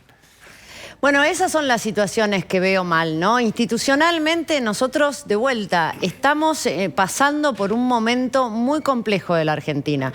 Lo que vimos hace semanas atrás no es menor. Y por lo que venimos viendo, aparentemente esa banda de copitos pareciera que es una parte de una sociedad que realmente se siente marginada, no tiene respuestas, no le estamos llevando las soluciones que necesita la ciudadanía en su conjunto y se la exacerba permanentemente con frases como esa. Entonces, yo no quiero hablar de discursos de odio, porque no es un problema de discursos de odio. Acá lo que hay es una necesidad permanentemente de tratar de rebatir lo que debería dirimirse en el juicio a través de argumentos políticos, presiones a los jueces, y eso es lo que no podemos permitir. Y para eso está el Consejo de la Magistratura, de alguna manera. No podemos permitir que se los presione a los fiscales, no podemos permitir que se los presionen a los jueces, y necesitamos garantizar que tanto los fiscales que tienen el rol de acusar, o sea, la crispación social que se generó alrededor de dos fiscales que estaban haciendo su trabajo es muy nocivo para las instituciones, como es nocivo que esas amenazas de qué despelote que se va a armar si la tocan a Cristina. Entonces, ¿cómo nos paramos frente a tres jueces que están llamados a resolver en una causa tan compleja? A uno de los cuales ya le dejaron un mensaje en la puerta de la casa y a otros que le han mirado las declaraciones juradas que habían entregado por ley. Digo, y a otros le hackearon el teléfono. A otros le hackearon el teléfono. Ese es el contexto también en el cual están trabajando. Es gravísimo lo que está pasando. Es muy grave. Y pasa porque también están acostumbrados este gobierno a controlar a la justicia. Y nosotros no podemos permitir que nos controlen. Por eso, el 18 de octubre hay elecciones en el Consejo de la Magistratura, por ejemplo. Y hay dos modelos de país en pugna. Tenemos un modelo de país que pretende llevarse puesto todo, porque lo vemos insistiendo todavía con elevar el número de la Corte a 25 miembros cuando fueron ellos los que bajaron el número a 5, insistiendo con atacar a los fiscales, a los jueces, desestabilizando a la justicia. no puede pasar eso. Y mientras tanto tenemos que ver qué hacemos con los representantes en el Consejo. Aguardame un minuto que te vamos a mejorar el micrófono.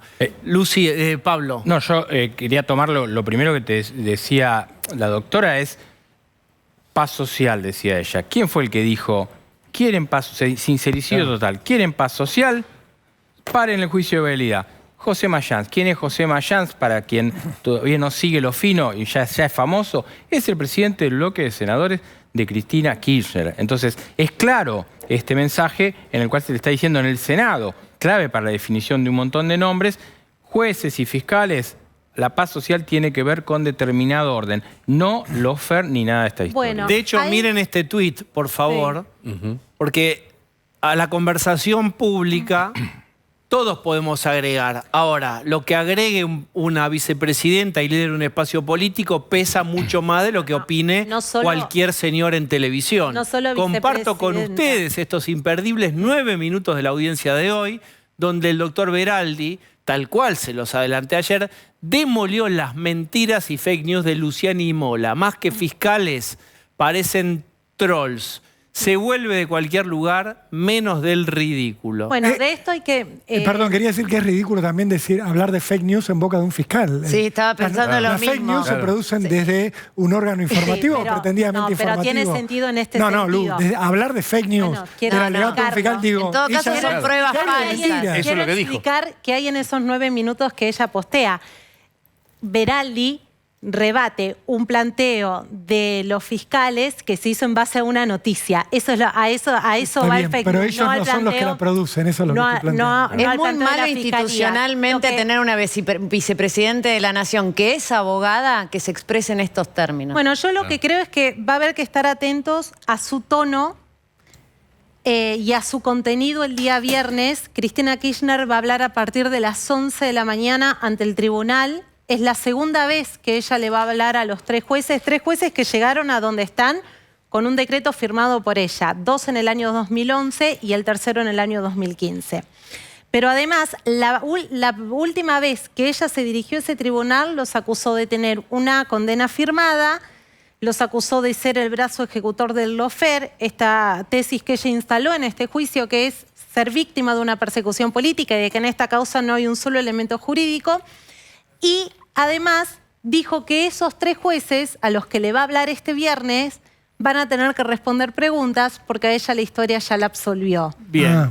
Pero acá es un juicio, dícenle algo. Pero, perdón, va a hablar como abogada ella el viernes. Ella solo puede hablar en instancia de alegatos en su rol de abogada asumiendo su autodefensa. Ventajita, digamos, va a tener sobre el resto de los acusados. Ella va a hablar una vez como acusada y ahora va a hablar como abogada. Lo hizo Fernando de la Rúa en el juicio por las coimas del Senado. Hay antecedentes, el tribunal se lo aceptó porque lo que venía diciendo Cristina es me niegan mi derecho a defensa, aquella vez que habló desde el Senado después de que el fiscal pidió la condena, una instancia en la que ella no podía ampliar su indagatoria. Eso hay que aclararlo. ¿Es legal? No es legal. Es legal. ¿Que ella se defienda? Sí, claro que es legal.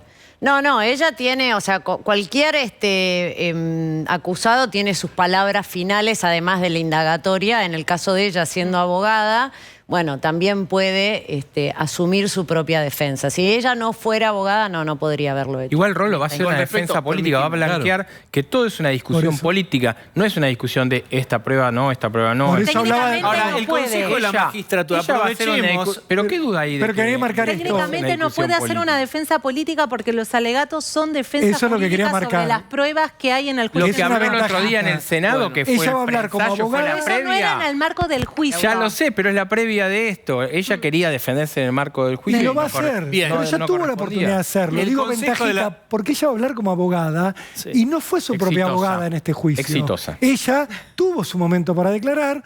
Después buscó uno fuera de término que no le correspondía, lo hizo por YouTube y ahora lo va a hacer amparándose en que tiene título de abogada y que puede defenderse a sí misma. Seguramente no va a ser una defensa técnica. Esto es lo que está claro. Permítame, que todo aprovecharse de las ventajas.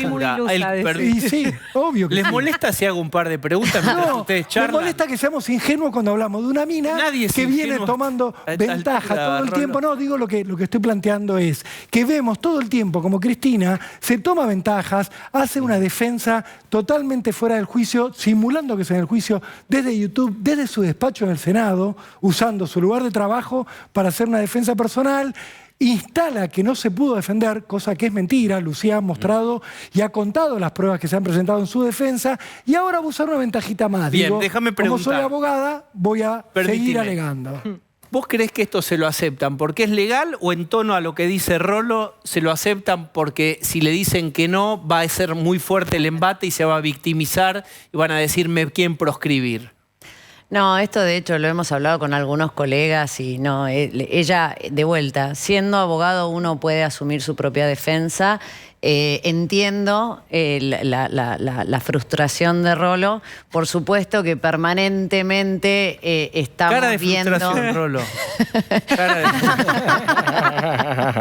No, pero estamos permanentemente viendo cómo hace para acortar, para frenar los juicios, para chicanear. O sea, esto lo venimos viendo, entonces no nos sorprende tampoco. Lo hizo históricamente. Lo ha hecho siempre. Lo ha hecho siempre. Lucía decía que o Rolo decían que esta es una etapa de defensa técnica. Probablemente Cristina haga ahí una locución completamente política. ¿Eso puede ser sancionado, cuestionado, tiene algún rol? ¿O pasa de largo y se sale con la suya, como dice Rolo? Pasa de largo y sale con la suya. El Consejo de la Magistratura. Esa es cara de que... Pues, estuvimos mucho tiempo hablando de la maniobra en el Senado, de desdoblarse y decir, somos peronistas, pero ellos son de las provincias y nosotros no, y ahora... Y ganaron ese partido del Consejo de la Magistratura. El Consejo de la Magistratura tiene fuerza, tiene... la posibilidad de modificar en algo el embate del kirchnerismo contra la justicia o está tomado no, por el mismo registro? El Consejo de la Magistratura hoy tiene una equiparación de fuerzas bastante interesante, pero lo cierto es que ahora lo que vamos a ver en noviembre tenemos que renovar todo el Consejo de la Magistratura, salvo el representante del Ejecutivo y por supuesto el presidente de la Corte, el resto se cambia toda la integración. Entonces va a haber ahora una puja muy grande porque lo que se define es una gestión de los próximos 4 años. Y si ellos logran un número determinado, en principio por ejemplo, para elevar ternas necesitas 2/3. Si ellos logran 2/3 adentro del Consejo de la Magistratura, conociendo las maniobras que han hecho hace muy pocos meses nomás, podemos tener problemas, porque nuevamente vamos a volver a esta justicia militante a la que nos han tenido acostumbrados durante los últimos años de su gobierno. Y ahí hay que también tener en cuenta que muchas veces algunos se disfrazan de otro ropaje, ¿no? Porque ahora, por ejemplo, ¿no? En el caso del estamento de los abogados, que son 4 representantes de la abogacía, que tienen que ir al Consejo de la Magistratura a representar a la abogacía independiente, hay 2 listas que son 100% antisistema, que son los que defienden la Corte de 25 miembros, que son los que defienden con bombos y platillos todas estas movilizaciones contra la justicia. Entonces, ahí es donde hay que estar muy atentos. Y lo que es muy triste es que de los 165.000 abogados que están llamados a votar el 18 de octubre, nunca votan más del 10%. Y eso está mal. Eso habla de un muy bajo compromiso de nosotros, los abogados. ¿Es un padrón real? Es decir, Sí. hay gente que está tomada y ya no está operativa, fallecidos, no sé. Bueno, siempre hay un margen de Me parece error. medio bajo 10%. Es siempre muy bajo. ¿Por qué? Porque en general suelen ser elecciones que no se divulgan demasiado, porque se manipulan a través de los aparatos. Entonces, al final de O cuentas, sea, vos decís vayan a votar. la Si quieren gente tiene que ir a votar. Bien. Exactamente. Jimena, muchas gracias, No, gracias por haber a ustedes. venido. Sonará la videollamada, pero claro que sí. Aló. Hola, hola. Qué picante que arrancamos, ¿eh? Mirá con el tema que me recibís, chicanero. Nos lo dio para que lo pongamos Qué bien Miguel actúa. Pelle. Miguel Pelle Sí. nos dijo, pónganle esto. Está bien, Así lo está bien. mortificamos un poquitito más hoy.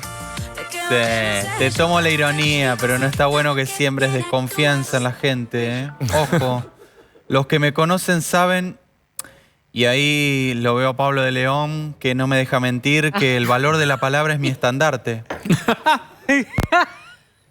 Sin un Ponele. estandarte de mi A ver, Pablo de León. No, Quedó en conmigo no hace silencio. falta firmar ningún papel. Yo soy como Carlos Rottenberg, ¿viste? Cuando firmo un contrato para el teatro, es con el dedo nomás. A mí me das la mano y listo.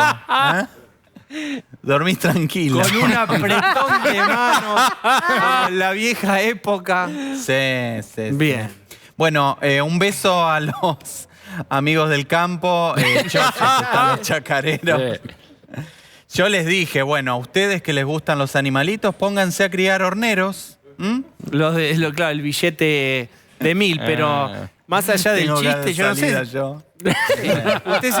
Usted quiere hacer parecer que está contento o que se divierte con la medida, y mire que es una medida que a usted lo tira muy para atrás, porque el próximo anuncio que haga, el próximo sector va a decir, ¿qué? ¿Nos van a afeitar igual que hicieron con el campo?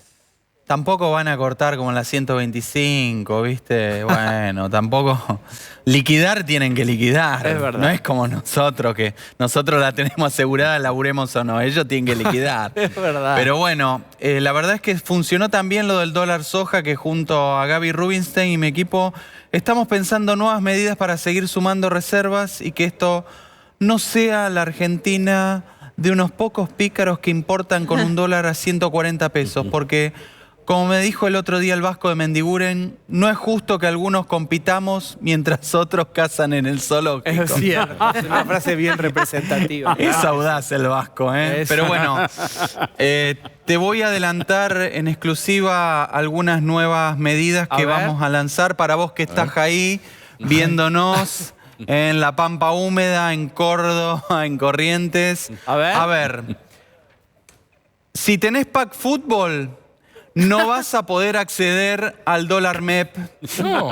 Nos parecía justo. Si estás dulce para ver Boca Huracán, ¿para qué querés moneda extranjera? No seas goloso. Ahí está, ¿ok? bien.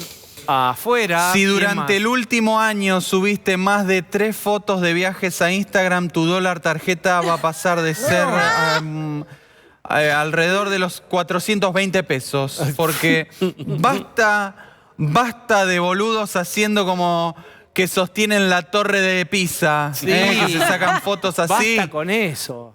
Los voy a meter presos junto a los ñoquis de la campo. Ay, no, eso no. Me equivoqué de discurso. Por favor, no Démosle. produzcan las fotos de Instagram que ya son grandes. Si quieren saltar en las salinas, sí, porque es Jujuy. Claro.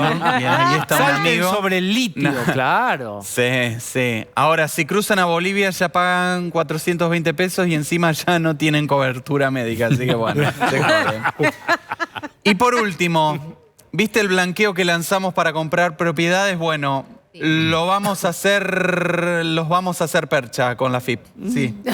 Porque nos pareció injusto. Así que muchas gracias por compartirnos la info. Mañana o a más tardar el viernes les va a llegar la intimación. Es así. Construyendo confianza. Muy bien. Sí, sí, sí. Es Muy- así.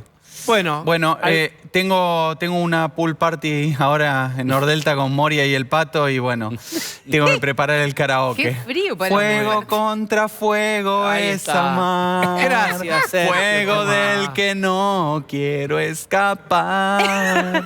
qué lindo. Tomarse Bien un canta. champán con Sergio. Muy bien. ¿Te parece?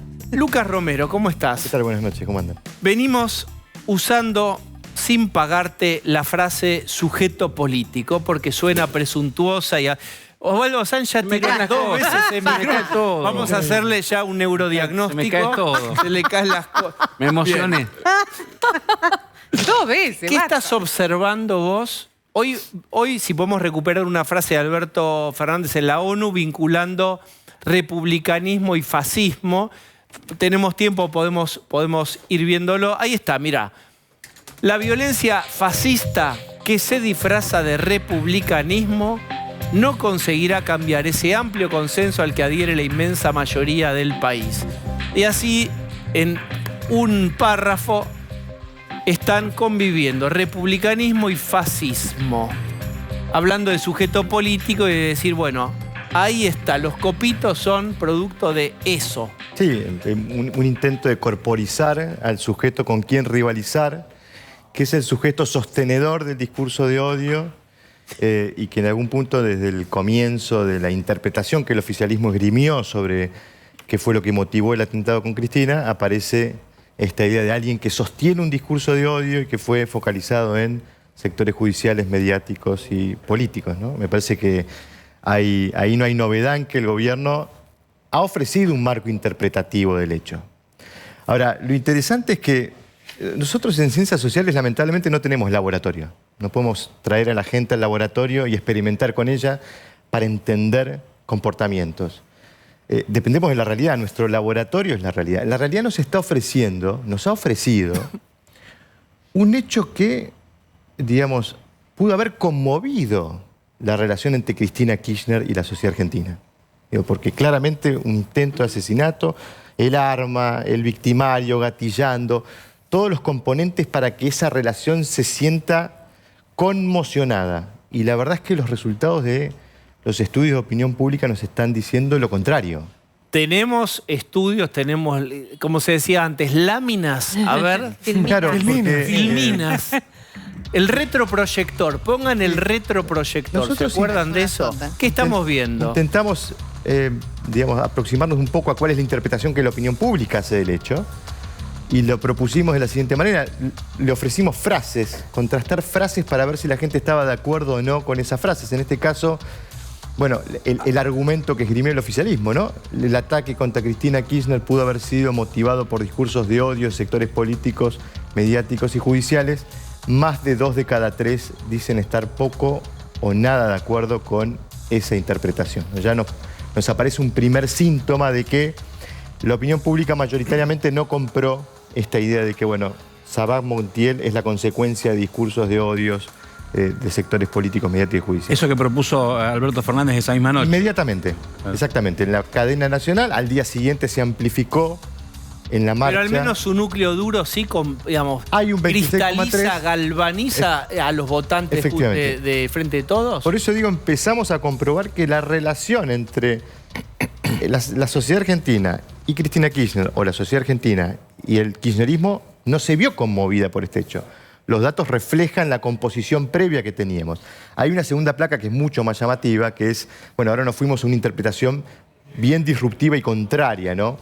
El ataque a la vicepresidenta pudo haber estado planeado por sectores afines para victimizar a Cristina Kirchner, y ahí aparece un 61% que dice estar total o bastante de acuerdo con esa afirmación, lo cual habla de vuelta, que 6 de cada 10 piensan que esto lo hizo el propio kirchnerismo para victimizarse. Un sector mayoritario de la sociedad pone un manto de sospecha, y aclaramos que el trabajo fue hecho entre el 7 y el 11 de septiembre, no es que lo iniciamos inmediatamente después del hecho.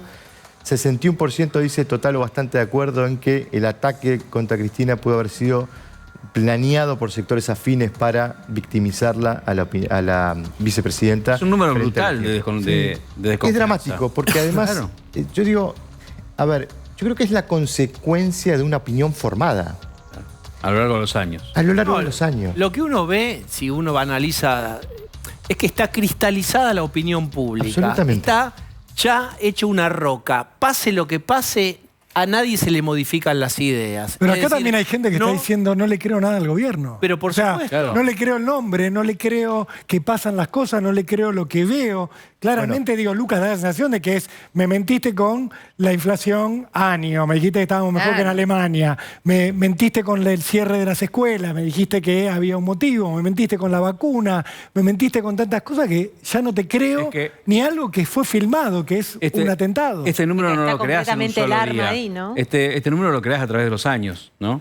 Es la sedimentación de todo lo que esa relación consumió como información, de lo que Cristina dijo, de lo que Cristina hizo durante 20 años, que fue formando una opinión pública. Pero me quedo con esto de Rolo porque es interesante reflexionar, digo, como consecuencia de estos datos, ¿cuál es el lugar de Cristina Kirchner como emisora de un mensaje? ¿Cuáles son las condiciones de credibilidad que puede tener ella si un hecho de estas características no convence a buena parte de la opinión pública? Un hecho conmocionante como es un atentado contra la vida, lo vive Cristina en 2010 cuando se muere Néstor Kirchner, y en las elecciones del año siguiente, al margen de las cuestiones que cada uno podría haber evaluado, gana su reelección con un 54%. O sea, evidentemente hubo aspectos de ella de toda esa situación que conmovieron, recordemos el luto largo de ella. Sí. Acá no aparece nada de empatía. Claro, en el cristianismo había... que no estaba antes se pasó a tener empatía. En el cristianismo había como una cuestión en los días de las valles, todo eso, como gente que había vuelto y todo eso, y los números tuyos, incluso los de Mariel Fornoni, que charlamos el otro día, demuestran que, o muestran por lo menos, que nada de esto está pasando, que confirman nada más un núcleo duro que aparentemente incluso es más chico. Sí, es interesante el antecedente del 2010, un hecho también conmovedor, como puede ser la muerte de Néstor Kirchner, produjo un efecto pareciera distinto. Ahora, el contexto también era distinto, ¿no? Eso. Cristina Kirchner, si bien había ya tenido el conflicto con el campo, toda esa etapa del kirchnerismo, golpeado por la crisis de las hipotecas subprime 2008-2009, empieza en 2010 a verificar una recuperación nuevamente, el crecimiento a tasas chinas. El pico de crecimiento anterior hacia atrás es 2011, justamente. También el contexto era muy distinto. Sí, y pasó mucha agua abajo del puente. Muchos casos muy terribles pasaron después del 2010 de corrupción, escándalos, Nisman. Pasaron tantas cosas que te fueron alejando completamente si es que habías votado o te habías acercado con el fallecimiento de Néstor. Quizás los hechos que más afectaron la relación de Cristina Kirchner con la sociedad ocurrieron después del 2011. Recuerden el 11, todos los duelos donde Cristina dice, nadie me va a contar a mí lo que es el dolor, de los familiares de 11, las inundaciones de La Plata. Hubo un par de acontecimientos, por lo menos muy fuertes, en donde podría haber mostrado empatía y proximidad y eso no pasó. Sí. No pasó la pandemia, ahora con la pandemia. Y la pandemia, claro. bueno, eso pasó con la pandemia.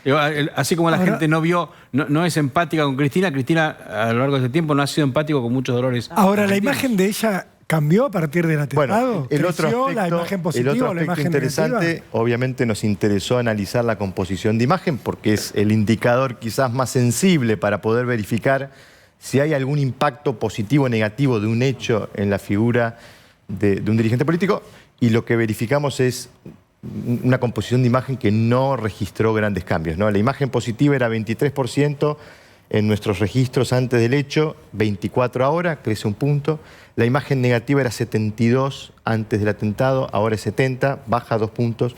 Son modificaciones que están dentro incluso de los márgenes de error muestrales. Es decir, no hay grandes cambios en la composición de imagen. ¿Y si esto le hubiera pasado a otro? Perdón, ¿y si esto le hubiera pasado a otro? ¿Qué se supone que hubiera pasado? Bueno, le hubiera pasado a Messi. Totalmente. Claro. Es interesante el punto porque uno lo piensa contrafácticamente. Bueno, ¿qué hubiera pasado si le hubiera pasado o a Messi o a un artista querido o a un cantante conocido? Probablemente hubiera generado un sentimiento de empatía distinto, ¿no?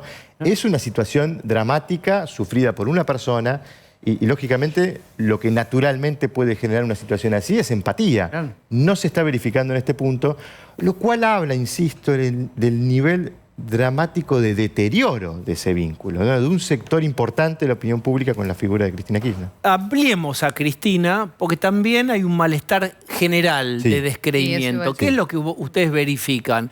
Lo vimos en muchas cosas. Digo, vino Guillermo Oliveto a hablar de consumo y una de las cosas que dijo es como un efecto caparazón, donde la gente ya empieza como a desconectarse de las expectativas sobre Argentina y se repliega o se mete para adentro con sus amigos, su familia, como cómo me salvo yo y mi gente, no en el sentido egoísta, sino cómo transito este tiempo donde no me produce el país una esperanza. Lo que digo es, se verifica en muchas cosas, ¿en los números también? Sí, los niveles de pesimismo es quizás el indicador que permanentemente citamos, un indicador difícil de explicar porque en la evolución uno veía niveles de pesimismo muy elevados en tiempos de pandemia y era entendible. Ahora, esos niveles se sostienen en el tiempo a pesar de que la pandemia se ha retirado de la escena y uno no encuentra motivos para explicar semejante nivel de pesimismo, o sí, porque después en julio tuvimos la escena que tuvimos desde el punto de vista político-económico, claro, y uno ahí ratifica, bueno, entonces la gente tenía razón para ser pesimista. Ahora, lo interesante es que yo creo que también hay una falencia respecto de representar esa sensación, de ese sentimiento de angustia de la gente. Porque Milei, ¿qué vendría a representar? En algún punto es una figura que emerge como representante, pero no, sin ser una figura capaz de generar, por ejemplo, movilizaciones sociales. expresen ese disgusto, ¿no? Pensemos, vámonos a la crisis del 2001. Tuvimos a la gente en las calles, teníamos cacerolas, teníamos manifestaciones. Ese sentimiento de insatisfacción... estaban los ahorros robados, había chapas tapeando los bancos, había, digamos, diría Lucas Romero, no un sujeto político, pero un destinatario de la bronca. Bueno, ahí puede ser, es interesante el punto, porque algunos economistas comparan esta crisis con la del 2001 como una crisis del 2001 en cámara lenta, ¿no? Hoy el ajuste lo hace en inflación y lo hace muy lentamente. En aquel entonces el ajuste vino por otro lado. Ahí y quizás el desempleo como emergente de la crisis económica, y hoy lo que tenés es el salario destruyendo. Entonces vos tenés un nivel de pobreza altísimo con un nivel de desocupación bajísimo, ¿no?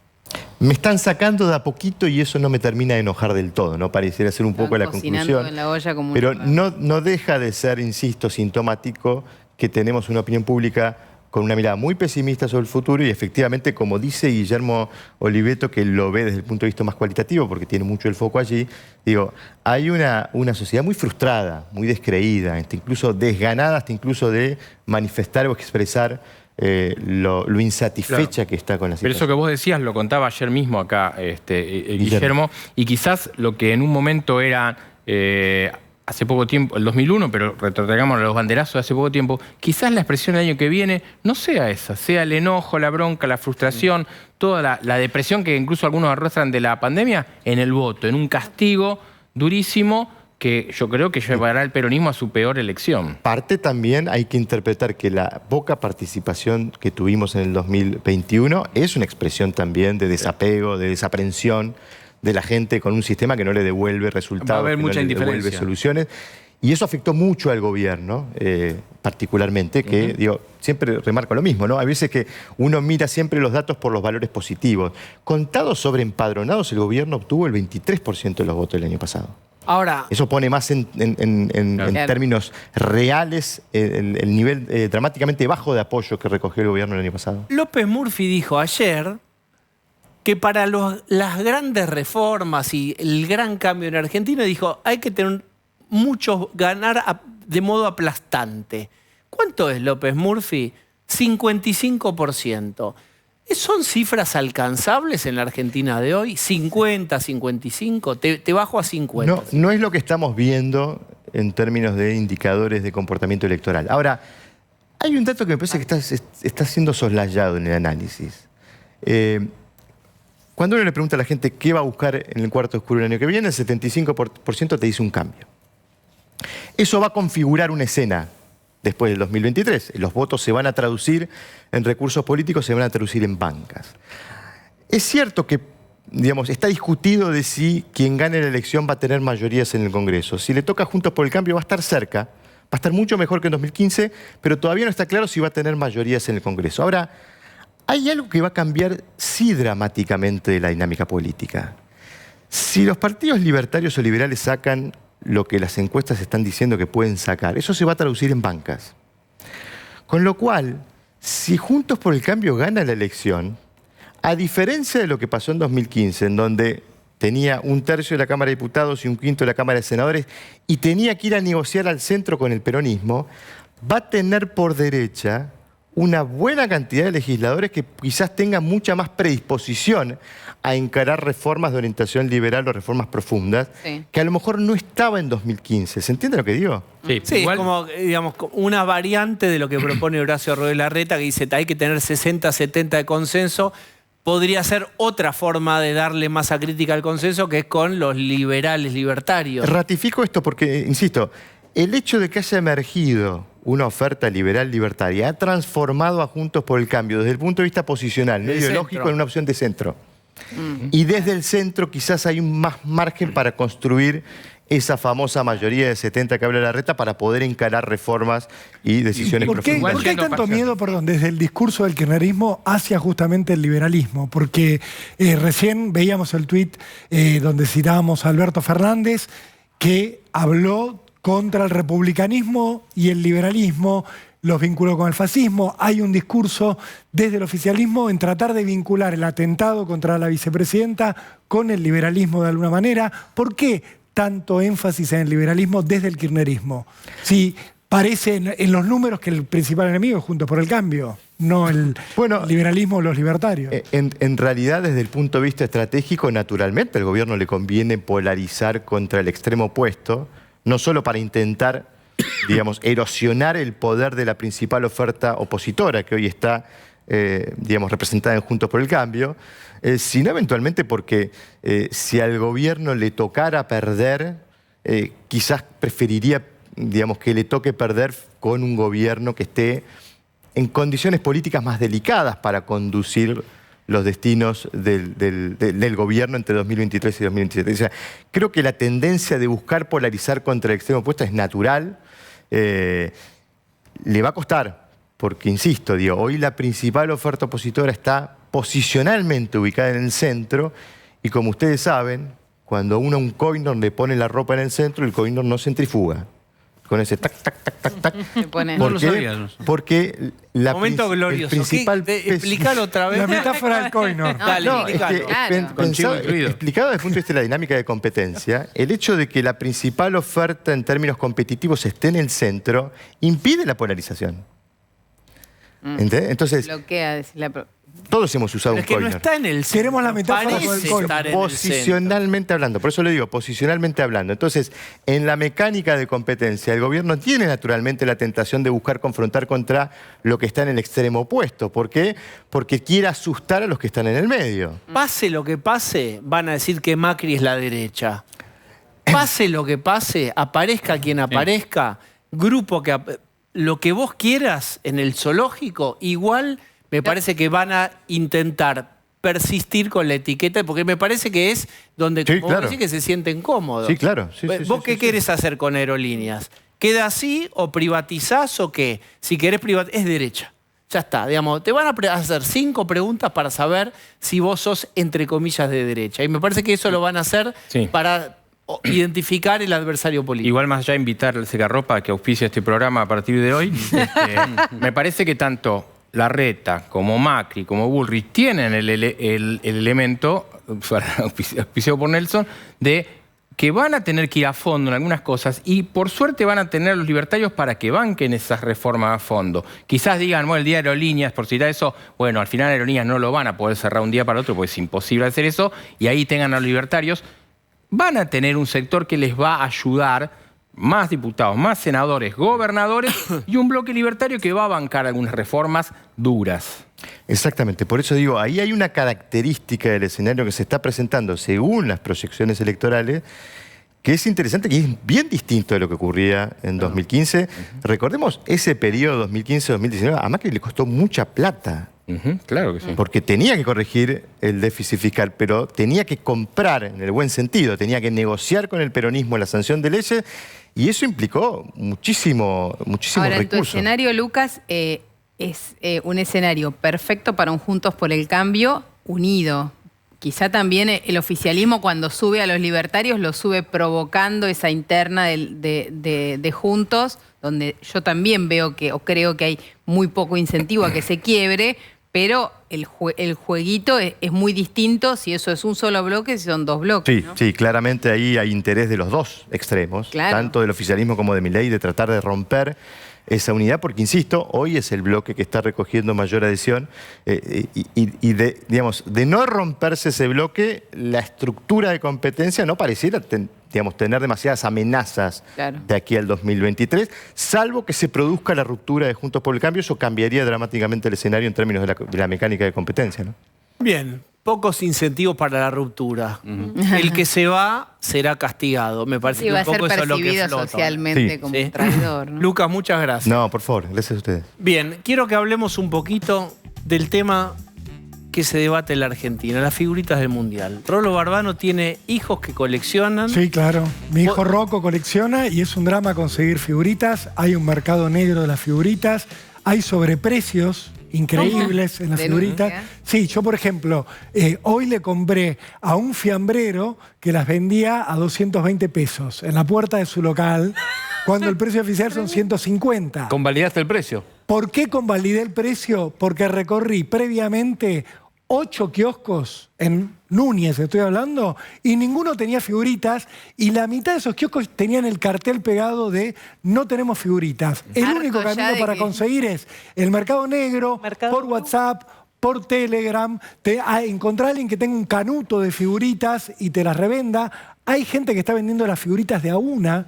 Todo eso está pasando en algo totalmente absurdo que, digo, doy fe porque lo vivo a diario. Qué no soy una hermoso excepción. es esta locura analógica en entender. tiempos de redes, de aplicaciones, todo es digital, pueblada por algo analógico. Vos Pero no te comprás vinilos. no.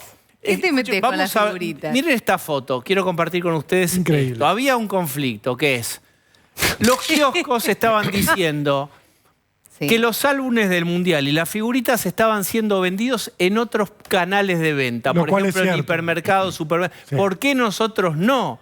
Bueno, fueron recibidos por el gobierno y pareciera que la próxima Rolo va a tener más suerte y va a encontrar figuritas en los kioscos. Que nos lo cuente Ernesto Acuña, que es vicepresidente de la Unión de Kiosqueros. Ernesto, ¿cómo te va?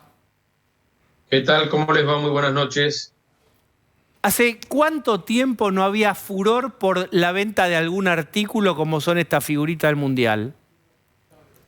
Bueno, me hace acordar un poquito al alcohol en gel, ¿te acordás? En la pandemia. Sí, claro. Que empezó a valer 200 veces más de lo que valía, que también se comercializaba en kioscos y farmacias. Y también los cigarrillos, ¿no? Cuando estaba la pandemia y el gobierno, digamos, había restringido un poco el tema de la fabricación, y me acuerdo que yo dije en un canal, empiecen a fabricar porque dentro de una semana Argentina se queda sin cigarrillos. Y dicho y hecho, vos sabés que al otro día estaba la gente recorriendo los kioscos, como ahora recorre por las figuritas, en ese momento por los cigarrillos. Pero me parece que son los dos artículos que un poco me recuerdan a este furor, ¿no? El alcohol en gel y los cigarrillos en la pandemia. Vamos al punto y después podemos reflexionar sobre esta locura, locura linda en el sentido de coleccionar figuritas como a la vieja usanza.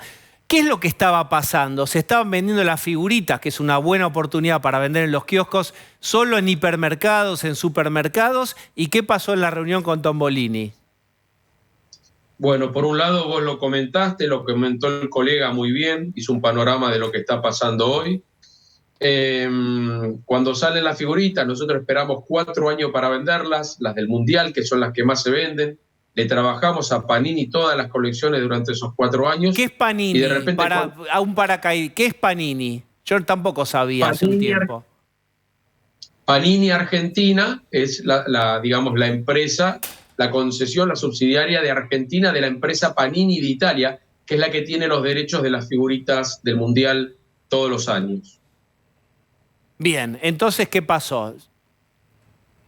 No, aparecieron las figuritas, obviamente es una pasión argentina. Ya en el Mundial de Rusia ya venía una muy buena venta, ya había crecido muchísimo, no solo en Argentina, sino en el resto del mundo. Y bueno, se esperaba con gran ansiedad el álbum. Cuando salió enseguida se agotó.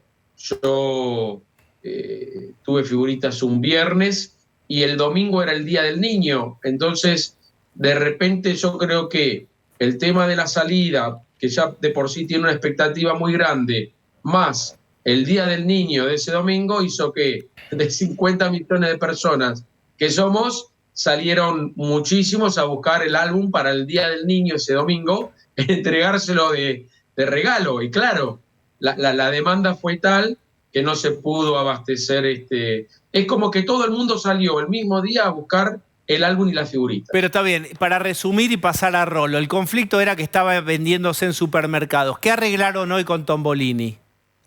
Sí, nosotros le pedimos que los kiosqueros seamos el canal exclusivo de la venta de figuritas. Panini, que ya nos había recibido en las oficinas, lo que nos dijo era que ellos tienen convenios preacordados con estas grandes empresas. También hay un auspicio de una tarjeta que auspicia al Mundial, a FIFA. Entonces, hay determinados convenios que no se los puede, digamos, obviar. Nosotros por eso le dijimos que, bueno, que traten de mandar al canal kiosco la mayor cantidad y lo menos posible a esos lugares. Un poco lo que nos comentaron, hoy hablamos de los porcentajes que esa venta es marginal, pero ¿sabes lo que pasa? Un kiosquero ve en un supermercado X que hay una cola de 200 personas comprando figuritas, que capaz que son 3 paquetes para cada uno. Pero bueno, nosotros vemos esa foto, se vuelven y nos locos. enojamos. Pero claro. Ahora, Ernesto, Rolo. con esto de que es más fácil conseguir figuritas afuera de los kioscos, en la calle, por internet, que en los kioscos, ¿quién se enriqueció? ¿Quién hizo el gran negocio con todo esto? Porque algunos decían, lo que pasó acá es que las distribuidoras empezaron a vender directamente al público, que hubo gente que acopió para vender a un precio más alto del fijado. ¿Quién hizo el negocio? Porque todo esto no puede ser inocente. Alguien se está haciendo un gran business alrededor de la figurita del Mundial, más allá de la pasión.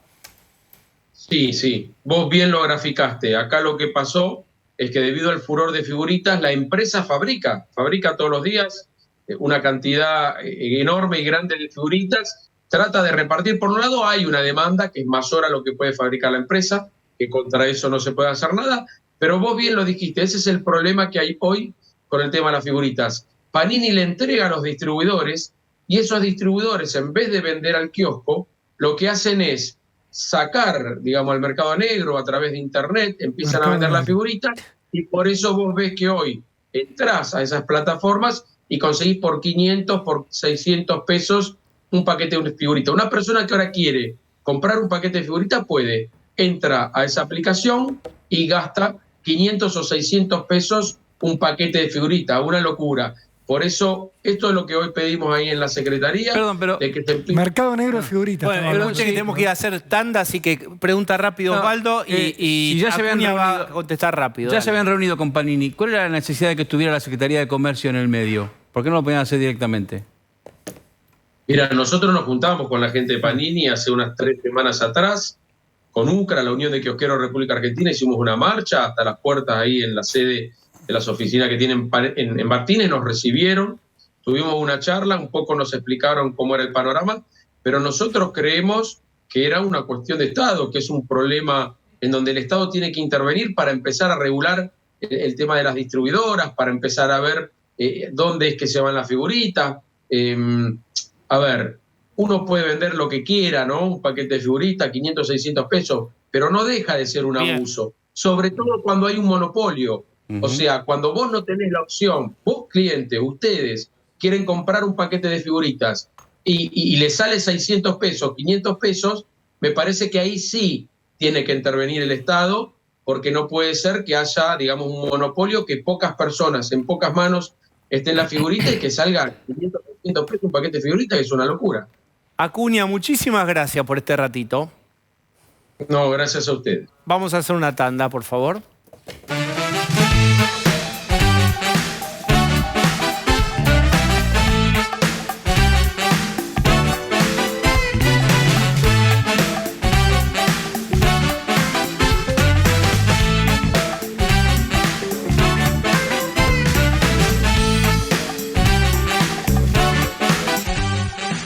Aquí llegamos al final, ahora en el programa de Nico Nelson Castro. Hasta mañana.